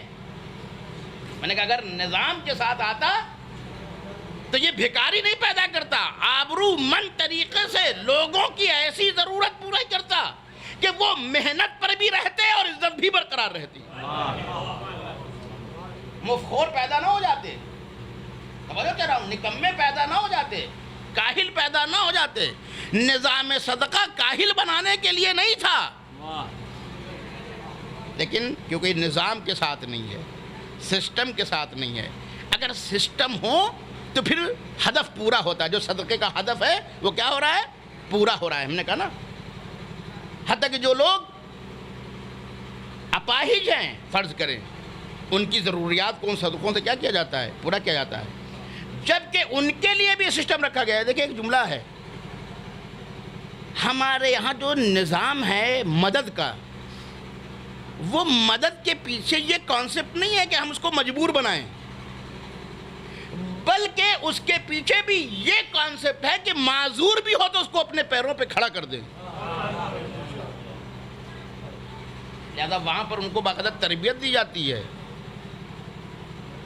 اگر ایک انسان مجبور ہے تب بھی وہ کچھ نہ کچھ کام کر سکتا ہے, تو اس کے اعتبار سے اس کے لیے وہ کام کیا کیا جاتا ہے, فراہم کیا جاتا ہے. توجہ چاہ رہا ہوں. اور وہ کام کرتا ہے, اور پھر وہ اس سے کیا کرتا ہے, اپنی ضروریات کو کیا کرتا ہے, پوری کرتا ہے. کیونکہ سسٹم ہے نا, سسٹم جو ہے بھائی بگڑوں کے لیے بھی تو سسٹم ہے یا نہیں ہے. بھائی ایران میں اگر کوئی جیل بھی پہنچ جائے تو اس کے لیے بھی سسٹم ہے. وہ جیل میں جائے گا تو اس کو نماز پڑھوائیں گے, وہاں ایک عالم ہے منصوب جو ان کو تربیت دے گا. بہت سے لوگ کچھ دنوں کے بعد خود گناہوں سے توبہ کر کے باہر آ جاتے ہیں. سسٹم ہے, کیونکہ اصل ہدف سزا دینا نہیں ہے, اصل ہدف ان کو انسان بنانا ہے. کہہ رہا ہوں کیونکہ غدیر نظام کے ساتھ جب سسٹم کے ساتھ آئے گا تو وہ ہدف پورا ہوگا, جس ہدف کے لیے وہ آیا ہے وہ کمال پورا ہوگا. دیکھیں ہمارے ہاں کیا ہے, غدیر ہر سال آتی ہے, وہاں کیونکہ سسٹم ہے اس لیے وہ غدیر کو ہر ایک تک پہنچانے کی کیا کرتے ہیں, کوشش کرتے ہیں. ہمارے یہاں کیا ہوتا ہے, جو طریقہ چلا آ رہا ہے وہی, اسے ہٹ کر کے کچھ نہیں ہوتا. ہوتا ہے. آپ بتائیے اگر آپ نے اپنی مسجد اور امام باڑے میں محفل کر لی, دوسروں کو کیا پتا چلا غدیر کے بارے میں؟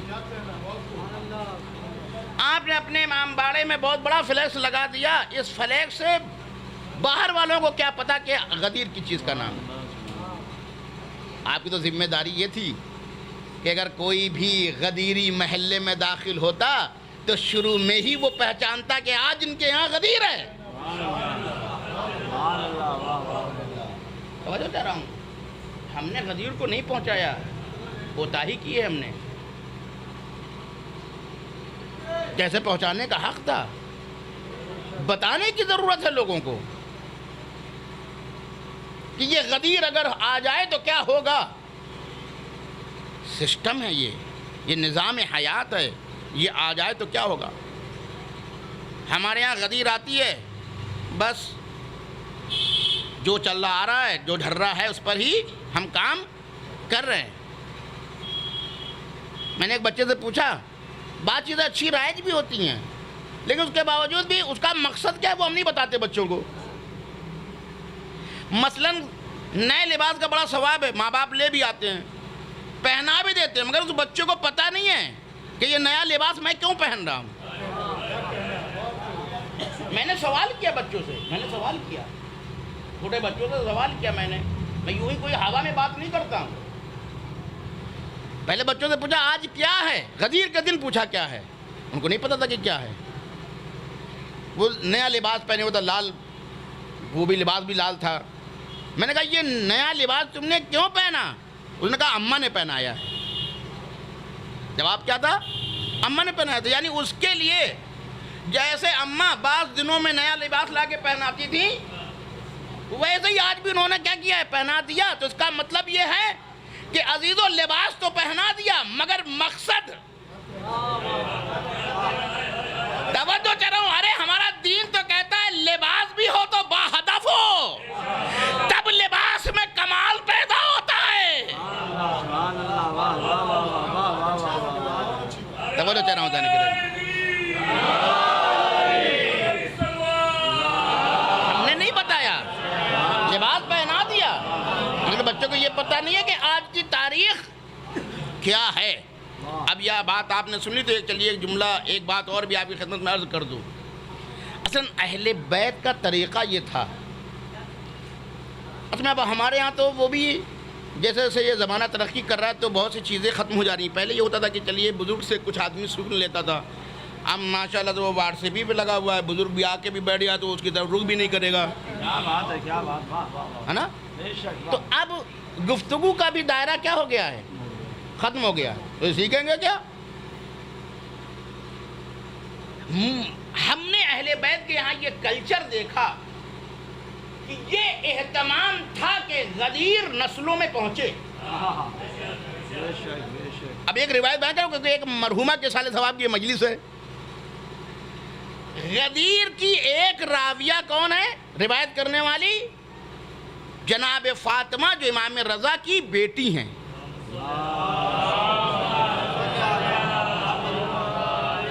اس کلچر کو ہم اپنے گھروں میں ڈیولپ کریں۔ ہم نے کہا نا کہ ہم نے بتایا کہ بچہ نیا لباس پہن بھی لیتا اس کو پتہ نہیں کہ ہم نے کیوں پہنا ہے، وہ کہتا ہے اماں نے پہنا دیا ہے، کیونکہ بتایا نہیں گیا، لباس پہنا دیا لیکن بتایا نہیں گیا، جبکہ مقصد لباس نہیں تھا۔ اس لباس کے ذریعے یہ بچہ غدیر کی طرف متوجہ ہوگا کہ اگر غدیر ہو تو نیا لباس ملے گا۔ دنیا کو متوجہ کرو کہ غریب ہے، وہ غدیر ہے تو اب غریب کے تن پہ لباس رہے گا۔ یہ ہے اہل بیت۔ ارے آپ دیکھیں کہ امام حسین علیہ السلام، میں آپ کو بتانا چاہ رہا ہوں، امام حسین علیہ السلام جب بی بی زینب سے آخری مرتبہ ملے ہیں تو اس جملے کو پڑھیے، یہاں سے آپ سمجھیے کہ غدیر کا مقصد کیا تھا۔ امام حسین نے جناب زینب سے کہا کہ زینب میں جا رہا ہوں شہادت کے لیے، جو اثاثہ ہے وہ جمع کرو اور خیمے کے در پہ رکھوا دو۔ کیوں؟ کہا اس لیے کہ میں نے اپنے دشمنوں میں ایسے لوگ دیکھے ہیں جن کے تن پہ ثابت کپڑے نہیں ہیں۔ سمجھ لیجئے، یعنی امام وہ ہوتا ہے کہ جو دشمن کے تن پہ بھی اگر پھٹا کپڑا ہو تو وہ برداشت نہیں کر سکتا۔ وہ دشمن تھے۔ امام نے کیا کہا؟ کہا بہن میں نے ایسے لوگ دیکھے جن کے تن پہ کپڑے نہیں ہیں، وہ میری شہادت کے بعد لوٹنے آئیں گے، میں نہیں چاہتا کہ ان کو خیمے میں جانے کی ضرورت پڑے، وہ آئیں اور یہاں سے سب لے کر چلے جائیں۔ غدیر کا مقصد یہی ہے، توجہ چاہ رہا ہوں، حکم کو سمجھیے، ہدف کو سمجھیے۔ ہم نے کہا نا کہ چیز ہو بھی جاتی ہے لیکن کمال نہیں ہے، کیونکہ ہم اصلاً ہدف کی طرف متوجہ ہی نہیں ہوتے۔ اہل بیت کے یہاں گفتگو ہوتی تھی، روایت پر عمل۔ ایک بہت پیاری روایت ہے اور یہ اہل سنت کی طرف سے ہے، نقل کی گئی ہے۔ اسن المطالب میں شمس الدین شافعی نے اس روایت کو بیان کیا، اسن المطالب کتاب کا نام ہے۔ اس میں انہوں نے ایک روایت نقل کی ہے غدیر کی، بڑی پیاری روایت، اس کی سند بڑی پیاری ہے۔ وہ سند کیا ہے؟ یعنی امام رضا کی جو بیٹی ہیں جناب فاطمہ، وہ روایت کرتی ہیں، کس سے روایت کرتی ہیں؟ اپنی پھوپھی سے۔ فاطمہ معصومہ جو قم میں دفن ہے، اپنی پھوپھی سے روایت کرتی ہیں، یعنی پھوپھی نے بیان کیا۔ توجہ چاہ رہا ہوں، اپنی بھتیجی سے پھوپھی نے کیا کیا ہے؟ بیان کیا، یعنی امام موسیٰ کاظم کی بیٹی۔ توجہ چاہ رہا ہوں، بڑی پیاری روایت ہے، خدا کی قسم۔ امام رضا کی بیٹی وہ بھی فاطمہ، اور عجیب بات ہے کہ اس روایت میں نام بھی فاطمہ ہے۔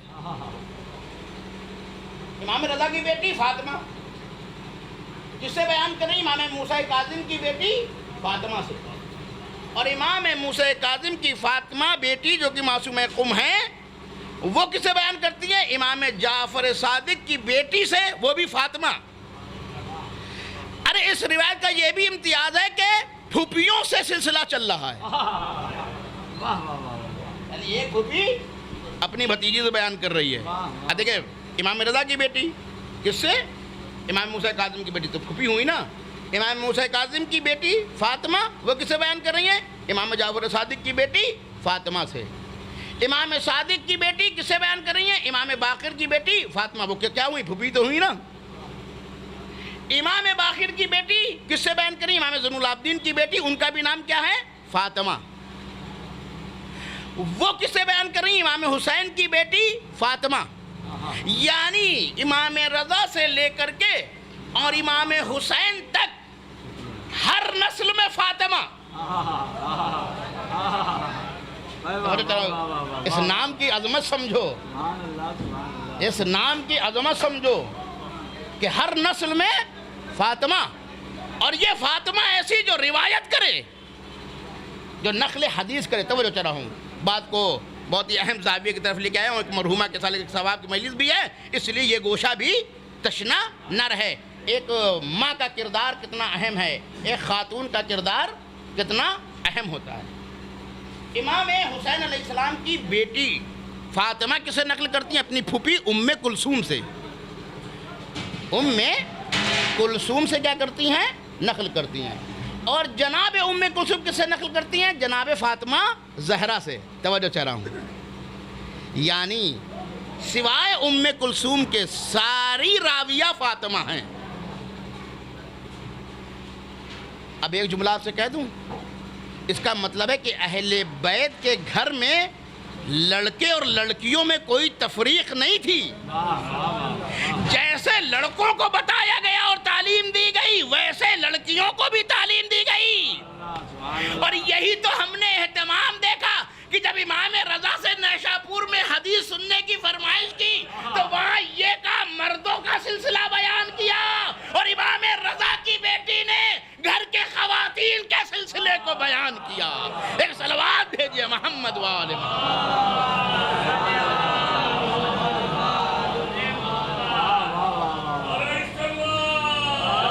اس کا مطلب ہے کہ گھروں میں گفتگو ہوتی رہی، گھروں میں اہتمام ہوتا رہا اس واقعے کو، کہ نسل کو منتقل کیا جاتا رہا۔ اس سنت کو ہم اپنے یہاں کیا کریں؟ رائج کریں۔ بس بات کو ختم کرتے ہوئے صرف ایک نقطے کی طرف اشارہ کر دوں، ہم ہدف کی طرف متوجہ نہیں ہوتے۔ ولایت اگر حقیقی معنوں میں آ جائے، کیونکہ نظام کے ساتھ آ جائے، تو ہدف کیا ہوگا؟ پورا ہوگا۔ ہم نے کہا کہ ہمارے تو لوگ کچھ جان ہی نہیں پاتے ہیں۔ ہم کہتے تو ہیں کہ مولا علی حلال مشکلات ہیں، مگر واقعاً مولا علی حلال مشکلات ہیں؟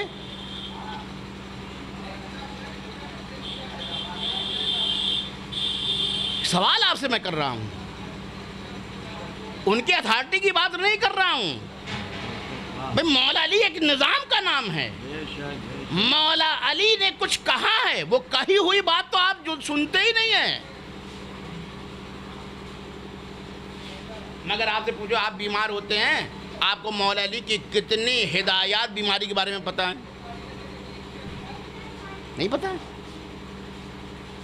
آپ ادھر ادھر سے جا کے بات سنتے مولا علی سے؟ نہیں سنتے۔ مولا علی بیماری میں آپ کے لیے حل مشکلات ہوئے؟ مثلا ایک جملہ کہہ رہا ہوں آپ کے لیے، مولا علی نے کہا کہ 4 چیزوں کے بارے میں، اس میں سے ایک میں اشارہ کر رہا ہوں، کہا کہ میں 4 چیزیں بتاتا ہوں کہ اگر اس پر انسان پابندی کرے تو موت کے سوا کوئی بیماری نہیں ہوگی۔ اس میں سے ایک بات مولا علی نے یہ بیان کی، کہا کہ اگر کسی کو پیشاب اور پخانہ لگے تو وہ کبھی روکے نہیں۔ یعنی بہت سی بیماریاں اس لیے کہ آدمی کو پیشاب لگا ہوا ہے وہ کرتا نہیں ہے۔ اور اب جو کلچر آ گیا ہے، پتہ چلا 11 بجے صبح سو کے اٹھ رہا ہے۔ اب آپ سوچیں کہ پیٹ میں سب کھول رہا ہے اس کے، بیماری نہیں ہوگی اسے؟ دین کہہ رہا تھا تم جلدی سے اٹھو۔ بھائی نماز کی پابندی کا ایک فائدہ یہ بھی کہ آدمی اٹھتا ہے تو فوراً کہاں جاتا ہے؟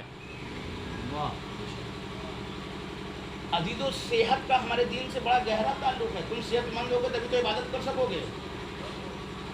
اسی لیے یہ مسئلہ اتنا اہم ہے ہمارے دین میں کہ یہ شریعت کے حکم ہے، ان کی گہرائیوں کو سمجھیے گا۔ ہمارے یہاں یہ حکم ہے کہ اگر کسی کو پیشاب لگا ہوا ہے، نماز کا ٹائم ہو گیا ہے، جماعت میں جانا کتنا مستحب ہے، کتنا ثواب ہے، مگر ہمارا دین اس سے کہتا ہے کہ تو جا، پہلے نماز بعد میں پڑھنا آ کر کے، پہلے جاؤ، پیشاب لگا تو وہ کرو۔ یہ کیا کہ ہمارا یوں یوں ہوتے جا رہے ہیں، اللہ اکبر اللہ اکبر. سبحان اللہ سبحان اللہ. نہ دل لگ رہا ہے، نہ کچھ پتہ چل رہا ہے، بیمار الگ ہو رہا ہے. یہ دیکھیں یعنی صحت کا کتنا گہرا تعلق شریعت سے. اللہ اپنی نماز کے بارے میں کہہ رہا ہے اس کو چھوڑو، پہلے جاؤ. اب ایک جملہ میں کہہ رہا ہوں کہ آپ اس مسجد کو بھی دینی مسجد کہہ سکتے ہیں جس میں ایک باتھ روم بھی نہ بنایا گیا ہو؟ واہ. آپ اس امام باڑے کو دینی امام باڑہ کہہ سکتے ہیں جہاں ایک باتھ روم بھی نہ بنایا گیا ہو؟ آپ چلے جائیے ایران میں، ہر امام باڑے میں اہتمام الگ سے ہوتا ہے. یعنی بعض لوگ ہمارے یہاں دیکھیں کچھ لوگ ایسے ہوتے ہیں، بعض لوگ بنا بھی دیتے تو تالا لگا دیتے ہیں. ہوتا ہے غیر نمازی آ جائے، آنے تو دو. واہ واہ واہ واہ. ارے اسی بہانے کم سے کم مسجد کے دروازے تک تو آیا.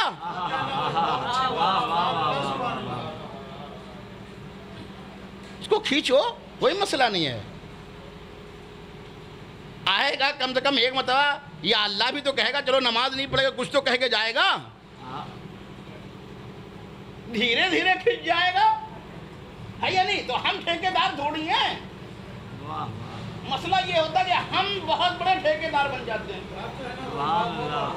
خود مذہب پتہ نہیں، مذہب بتانے چلنے لگتے ہیں. واقعاً بہت سے مسجدیوں میں بھی بڑا خلفشار پایا جاتا ہے. ہاں، یہ مسجد میں جو نماز پڑھنے والے آتے ہیں اگر یہ سمجھدار نہیں ہیں، با معرفت نہیں ہے، تو یہ بھی کیا ہوتے ہیں، بڑی مشکل ہو جاتے ہیں. چھوٹا بچہ رہا شرارت کر دیا، بس یہ ان کے اوپر بار ہو گیا. ارے پیغمبر نے تم کو سمجھایا امام حسین کی عظمت اپنی جگہ پر. بچہ آیا اس پہ سوار ہو گیا. ارے سنت رسولی کر لو تم تھوڑی دیر کے لیے. تمہارا بچہ آیا ہے، تمہاری پشت پہ سوار ہو گیا سجدے میں، کوئی مسئلہ نہیں ہے. میں ایران میں دیکھتا ہوں، خدا کی قسم، یہ ان نقطوں کی طرف اشارہ کیا جاتا ہے. کیوں؟ کیونکہ سسٹم ہے. میں نے ایسے ماں باپ کو دیکھا، ان کا اصل ہدف ہے کہ بچوں کو مسجد سے کیا کرنا ہے، جوڑنا ہے. خوب یہ بچپنے سے جڑے گا تبھی تو جڑے گا. اب ہمارے یہاں تو بچپنے میں تو اس نے کبھی مسجد کا رخ ہی نہیں کیا، دوری سے اس کو اگر دیکھا بھی تو دھتکار دیا. وہ بولا کہ مسجد جانا اس کا مطلب کتے کی طرح دھتکارے جاؤ گے، ہے نا؟ یہی تو ہوتا ہے نا. خدا کی قسم یہ بہت سے لوگ جو امام باڑے کے اندر نہیں بیٹھتے ہیں یا مسجد کے اندر نہیں آتے ہیں، آپ ان کی نفسیات میں جائیے. بچپنے میں ان کو کسی نے یا تو ڈانٹا ہے یا تو مارا ہے. اس کے بعد سے ان کے نفسیات میں یہ بیٹھا ہے کہ امام باڑے میں جانا یعنی مار کھانا، امام باڑے میں جانا یعنی ڈانٹ کھانا، مسجد میں جانا یعنی مار کھانا، مسجد میں جانا یعنی ڈانٹ کھانا. اس لیے وہ کبھی نہیں آتا ہے. اس کی نفسیات میں خوف بیٹھ گیا ہے. دین یہ کہہ رہا تھا کہ مسجد خوفناک جگہ نہیں ہے، یہ تو اجر رسالت جو کہ محبت ہے اس کے ادا کرنے کی جگہ ہے. تم نے اس محبت میں بھی نفرت گھول دی اور اس کو دینداری سمجھتے ہیں. پیغمبر کے پاس ایک بچہ لایا گیا، ماں باپ لے کر کے آئے، پیغمبر نے اس کو گود میں لیا. بچہ ہے نا، اس نے پیشاب کر دیا. اس کے باپ نے جلدی سے اس کو کھینچا. پیغمبر رحمت ہے. پیغمبر نے کہا خبردار، کبھی بھی بچے کو جھڑک کر کے نہ کھینچو، وہ دہل جائے گا، وہ سہم جائے گا. اس نے میرے اوپر پیشاب کیا جو پانی سے پاک ہو جائے گا، مگر اس کے دل پہ جو دھبے لگیں گے. یہ پیغمبر، اس تعلیم کو ہم بھول جاتے ہیں. وہ پھر اس کے بعد دیندار بنتے، مسجد والے بڑے دیندار، امام باڑے والے بڑے دیندار، اور بچے کو لگایا تاپ.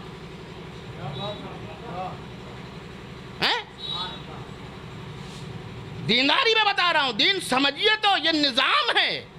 یہ ہدف کو پورا کر رہا ہے یا نہیں کر رہا ہے؟ ہدف کو پورا کرو. بات یہیں پہ ختم کر رہا ہوں، مگر ایک بات آپ کی خدمت میں عرض کر دوں. ہمارے یہاں ولادت مناسبتیں آتی ہیں لیکن وہ ختم ہو جاتی ہیں. اس کا کوئی حلال ہے. ہم نے کہا تھا اہل بیت حلال مشکلات. ایران میں مثلا غدیر کے دن، اچھا ہمارے یہاں کیا ہوتا ہے، ایک تو پہلی بات تو یہ کہ سب انجمنی ہے نا. اور یہ انجمن بھی کیا ہے، بس اس کو خالی مجلس کرنا ہے. لیکن جب نظام آتا ہے تو ہر انجمن خود ایک سسٹم بن جاتی ہے. ہر انجمن ایک سسٹم بن جاتی ہے. پھر وہ انجمن صرف ماتمی نہیں ہوتی، مگر زندگی میں صرف ماتم ہی تھوڑی ہے. توجہ کر رہا ہوں, یہی انجمنیں بڑا کام کرتی ہیں. اچھا وہاں پر صنف کے اعتبار سے انجمنیں ہیں. مثلا ڈاکٹر کی انجمن الگ, وکیل کی انجمن الگ, تاجروں کی انجمن الگ, ہر ایک کی الگ صنف. اچھا اپنے اگر ڈاکٹر بھی کوئی تنظیم بنا لے تو وہ خالی کیا کرے گا, مجلس. اگر ڈاکٹر کی بھی کوئی تنظیم بن جائے, پہلی بات تو بنے گی نہیں, اور اگر بن جائے تو اس کا بھی کام کیا رہے گا, سال میں ایک مجلس کرانا ہے نا. تو بھائی آپ کو بنانے کی انجمن کیا تھی, کیا مجلسیں کم ہو رہی تھی جو آپ نے ایک اور کھڑی کر دی. اب وہاں جو ڈاکٹر کی تنظیم ہے وہ اپنے فیلڈ کے اعتبار سے کام کرتی ہے. توجہ دے رہا ہوں, مولا علی کے نام پر وہ آتی ہے, ان حدیثوں کو زندہ کرتی ہے جس کا تعلق میڈیکل سے ہے. توجہ دے رہا ہوں, ان حدیثوں کو زندہ کرتی ہے, ان کے اعتبار سے پلاننگ کرتی ہے, ان کے اعتبار سے وہ ہاسپٹل بھی بنائے, کالج بھی بنائے. یعنی یہ نظام ہے, اس کا دیکھیں کتنا فائدہ ہوا, کتنے لوگوں کو اس کا بینیفٹ ملتا ہے. یہ آپ کو میں بتانا چاہ رہا ہوں. حتیٰ کہ ابھی میں ایک رپورٹ پڑھ رہا تھا, اسی غدیر کے موقع پہ ایران میں نہ جانے کتنے جیل کے لوگ کیا کیے گئے. میں دیکھیں جیل میں سارے لوگ مجرم نہیں ہوتے ہیں, کچھ لوگ بیچارے قرضہ لیا تھا نہیں دے پائے, مقروض ہیں, کسی سے قرضہ لیا تھا اب ادا نہیں کر پا رہے, جیل میں گئے. اس جیل میں جانے کی وجہ سے کتنی بڑی پرابلم آ گئی. اب وہ فیملی تو بالکل پریشانی میں آ گئی ہے کہ نہیں, جو کمانے والا تھا وہ بھی کہاں ہے, جیل میں ہے. عزیزو, علی کا نظام پریشان کرنے کے لیے نہیں ہے, پریشانوں کو پریشانیوں سے نکالنے کے لیے ہے. لہذا یا مثلا فرض کرے کہ ایکسیڈنٹ ہو جاتا ہے, کسی کا ایکسیڈنٹ ہو گیا تو اپنے یہاں دیت ہے نا, یہاں تو کوئی مسئلہ نہیں, آدمی بھاگ جاتا ہے, وہاں تو آدمی رکا رہتا ہے نا, بھاگتا نہیں ہے. جانتے ہیں مولانا, ایکسیڈنٹ ہو جاتا ہے وہاں پر, اپنے یہاں تو وہ پبلک ہی جج بن جائے گی, ایسا ماریں گے اس کی کھوپڑی جو ہے.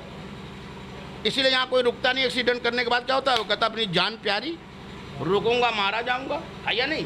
وہاں مجال نہیں کسی کی کوئی ہاتھ اٹھا کر اس کو رسید کر دے, کہ کوئی نظام ہے, تم سزا دینے کے حقدار نہیں ہو, نظام موجود ہے, سسٹم موجود ہے. اس لیے وہاں اگر ایکسیڈنٹ ہو جاتا ہے تو ڈرائیور خوف نہیں کھاتا, وہ کھڑا رہتا ہے, انتظار کرتا کہ ابھی آئے گا. پھر پولیس آتی ہے, وہ اپنے اعتبار سے رپورٹنگ کرتی ہے, اور اس کے بعد جو ہے پھر وہ معاملہ کورٹ میں چلا جاتا ہے. نہیں, وہ بھاگتا نہیں ہے, دونوں پارٹی بھاگے گی نہیں جو لڑی ہیں. کوئی پبلک کا آدمی جا کے ایک ہاتھ نہیں مار سکتا ہے, نظام ہے ہمارے یہاں. تم سب کچھ نہیں ہو گئے ہو, اور اگر کوئی ایسا کر دے تو اس کو الٹی سزا ملے گی, سسٹم ہے. تو دیکھیے دیت ہے اس کے اوپر. مثلا فرض کرے کہ اب اس کے کورٹ میں یہ ہوا کہ دیت دی جائے, اب مثلا اس کے پاس پیسہ نہیں ہے, دیت نہیں دے سکتا, چلا گیا جیل. اب اس کی فیملی تو بیچاری پریشان ہے, کمانے والا جیل میں چلا گیا. دیکھیں جب سسٹم ہو اور علی کے نام پر ہو تو اس کا فائدہ کیا ہوتا ہے. آپ جانتے ہیں اسی وقت اس غدیر میں نے ایک رپورٹ پڑھی, ہر شہر میں جیل میں ایسے لوگ جو پیسے کی وجہ سے جیل میں تھے, علی کے نام پر مخیرین آئے اور کہا اس کا قرضہ ہم ادا کرتے ہیں, اس کی دیت ہم دیتے ہیں. عزیزان گرامی, جیل سے نکل کر کے اپنے گھر پہنچ گیا, اب جا کے یہی تو کہے گا علی کے نام پہ آزاد ہوا ہوں. تو علی حلال مشکلات ہیں یا نہیں ہیں؟ عزیزوں, جب غدیر سسٹم کے ساتھ آتا ہے تو وہ پریشانیاں کھڑی نہیں کرتا ہے. علی کل بھی حلال مشکلات تھے, آج بھی حلال مشکلات ہیں, مگر علی آئے تو نظام کی صورت میں, علی آئے تو نظام کی صورت میں. اور بس بات کو میں نے یہاں پر ختم کر دیا. بہرحال یہ ایک درد بھی تھا جو میں نے آپ کی خدمت میں بیان کیا. ہم اس طرف جائیں اور کوشش کریں کہ جو ہدف ہے اس کو کیا کریں, پورا کریں. اور بس عزیزان گرامی, یہی ہمارے دین کا مقصد ہے. اس مجلس کا بھی ایک مقصد ہے کہ جو رابطہ ہے وہ کبھی ٹوٹنے نہ پائے. بھئی آپ مجلس کیوں کر رہے ہیں؟ یہ نہ سوچے کہ مرحوم کل تک آپ کے ساتھ زندہ تھے تو آپ ایک رابطہ تھا, کیا مرنے کے بعد رابطہ ختم ہو گیا؟ نہیں, مرنے کے بعد رابطہ ختم نہیں ہوتا. رابطہ کیا رہتا ہے؟ برقرار رہتا ہے. اور یہی وجہ ہے کہ آپ دیکھیں ایک مرحومہ کے سال سوا کی مجلس, میں کہنا چاہوں گا مرحومہ کے तमाम वर्षा से कि मरने के बाद भी ये रिश्ता ख़त्म नहीं होता, ये बरकरार रहता है। और अगर इसको समझना है तो खाने अली में आओ, एक जनाजा है जो कफन में लिपटा हुआ है। मौला अली इमाम हसन इमाम हुसैन से कहते हैं, आओ बच्चों, माँ से आखिरी मर्तबा रुखसत हो लो। अल्लाह अकबर। बच्चे हैं जो एक जुमला कहते कहते, बाबा हम तो तब आते थे जब माँ आगोश खोल के बुलाती थी। ये दुनिया को दिखाना है कि रिश्ता टूटता नहीं है।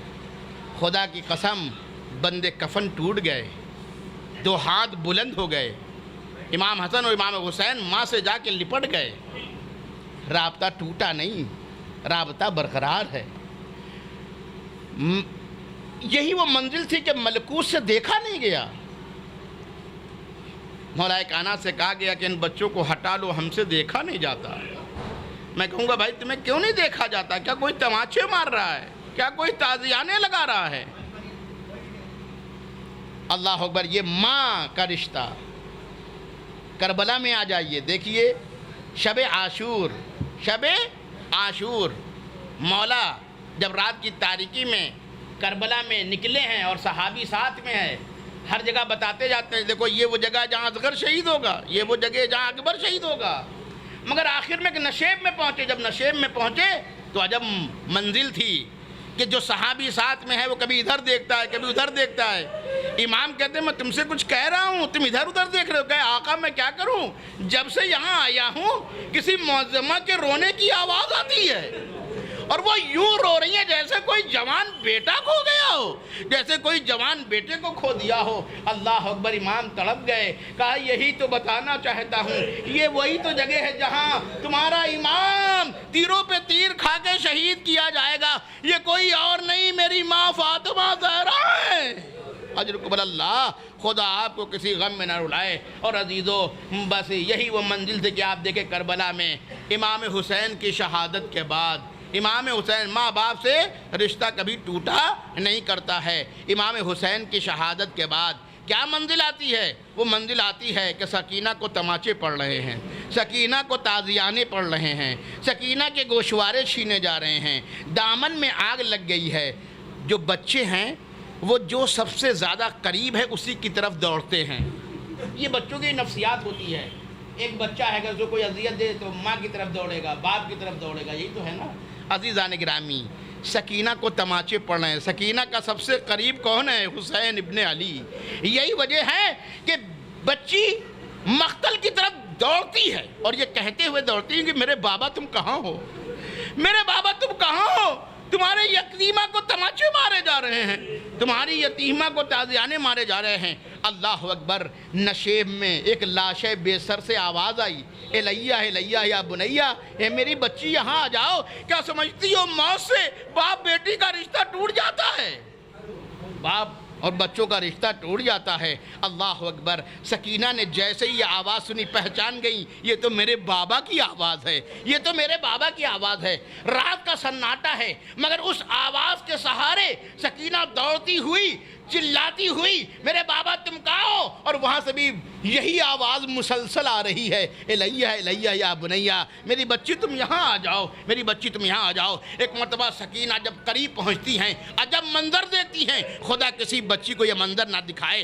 देखा एक जनाजा है, एक जनाजा है जिस पर सर नहीं है, एक जनाजा है जिस पर लिबास नहीं है, एक जनाजा है कि जिसमें अतहर भी इतना पामाल कर दिया गया है कि अब सीना भी नहीं है। अरे वो हड्डियां चकनाचूर हो चुकी हैं। अजीज लोग, जुमला कह रहा हूँ, सकीना की आदत थी जब बाबा बुलाते थे तो वो सीने पे आ जाती थी। ये जनाब सकीना की आदत थी और अपना मुंह बाबा के मुंह पे रख देती थी। खुदा की कसम इंसाफ से बताइए, जो बच्ची बाप के सीने से लिपटती हो और बाप के मुंह पर रुखसार रखती हो, सकीना आई, ये तो समझ रही है कि मेरे बाबा की आवाज़ है, मगर जब सीना देख रही है तो सीना भी गायब, जब सर देख रही है तो सर भी गायब। आप जानते हैं रिवायत के जुमले, सकीना ने क्या किया? सकीना ज़मीन करबला पे बैठी, ये पहली मर्तबा سکینہ نے اپنے ہونٹ بابا کی کٹی ہوئی گردن پہ رکھ دی، اور کٹی ہوئی گردن پر رکھنے کے بعد کہا میرے بابا تم کہاں تھے؟ آپ کی شہادت کے بعد سکینہ کو بہت تماچے مارے گئے، سکینہ کو بہت تازیانے مارے گئے، اے میرے بابا جو گوشوارے پہنے تھے۔ سیعلم الذین ظلموا منقلب ینقلبون، انا للہ و انا الیہ راجعون، رضا بقضاہ و تسلیما لامرہ۔ خدایا جو پریشان حال ہے ان کی پریشانی کو دور فرما، جو بیمار ہیں ان کو شفائے کامل عاجل عنایت فرما، جو بے روزگار ان کو روزی عطا فرما، جو بے مکان ہیں ان کو مکان عطا فرما، جو بے اولاد ہیں ان کو اولاد صالحہ عطا فرما، ہم سب کو اعمال صالحہ کی توفیق عطا فرما، ہم سب کو برائیوں سے بچنے کی توفیق عطا فرما۔ پروردگار ہمیں، ہماری ذریت کو، تمام حاضرین کو رزق واسع حلال و بابرکت عطا فرما، عمر بابرکت عطا فرما۔ پروردگار جن مرحومہ کے سال ثواب کی مجلس سے منعقد کی گئی ان کے درجات کو بلند فرما، ان کے گناہان صغیرہ اور کبیرہ کو بخش دے، ان کو اپنے پسماندگان سے راضی فرما، ان کے پسماندگان کو مرحومہ کی دعاؤں میں شامل فرما۔ پروردگار مرحومہ کو ہر قسم کے عذاب، خصوصاً عذاب قبر، عذاب برزخ، عذاب نار سے محفوظ فرما، ان کو محمد اور آل محمد کی شفاعت نصیب فرما۔ یہ دعا ہم آپ کی طرف سے بھی کر رہے ہیں۔ پروردگار ان حاضرین کے، حقیر کے تمام مرحومین، خاص طور سے ماں باپ، بھائی، رشتہ دار، عزیز و قارب جو اس دنیا سے چلے گئے ہیں، پروردگار سب کے اوپر مغفرت نازل فرما، سب کے درجات کو بلند فرما۔ پروردگار ان کے گناہان صغیرہ اور کبیرہ کو بخش دے۔ پروردگار ہمارے مرحومین کو ہم سے راضی فرما، ہمیں ان کی دعاؤں میں شامل فرما، ان کو ہر قسم کے عذاب، خصوصاً عذاب قبر، عذاب برزخ، عذاب نار سے محفوظ فرما، ان کو محمد اور آل محمد کی شفاعت نصیب فرما۔ یا اللہ غدیر کے طفیل میں ہم گنہگاروں کے تمام گناہان صغیرہ اور کبیرہ کو بخش دے۔ پروردگار جو لوگ ہم پر رحم نہیں کھاتے ان کو ہم پر مسلط نہ کر۔ پروردگار جو یہ وبا پھیلی ہوئی اس کا خاتمہ کر دے۔ اس وبا سے اب تک ہم کو محفوظ رکھا ہے، آئندہ بھی محفوظ رکھ۔ پروردگار اب تک زندگی دی ہے، اس زندگی کو بامقصد بنا دے، اس زندگی کو اپنے امام اور رسول اور اپنی راہ میں لگا دے۔ پروردگار اس زندگی کو برکت عطا فرما دے۔ یا اللہ وارث حسین کے ظہور میں تعجیل فرما، ہمیں ان کے اعوان و انصار میں شمار فرما۔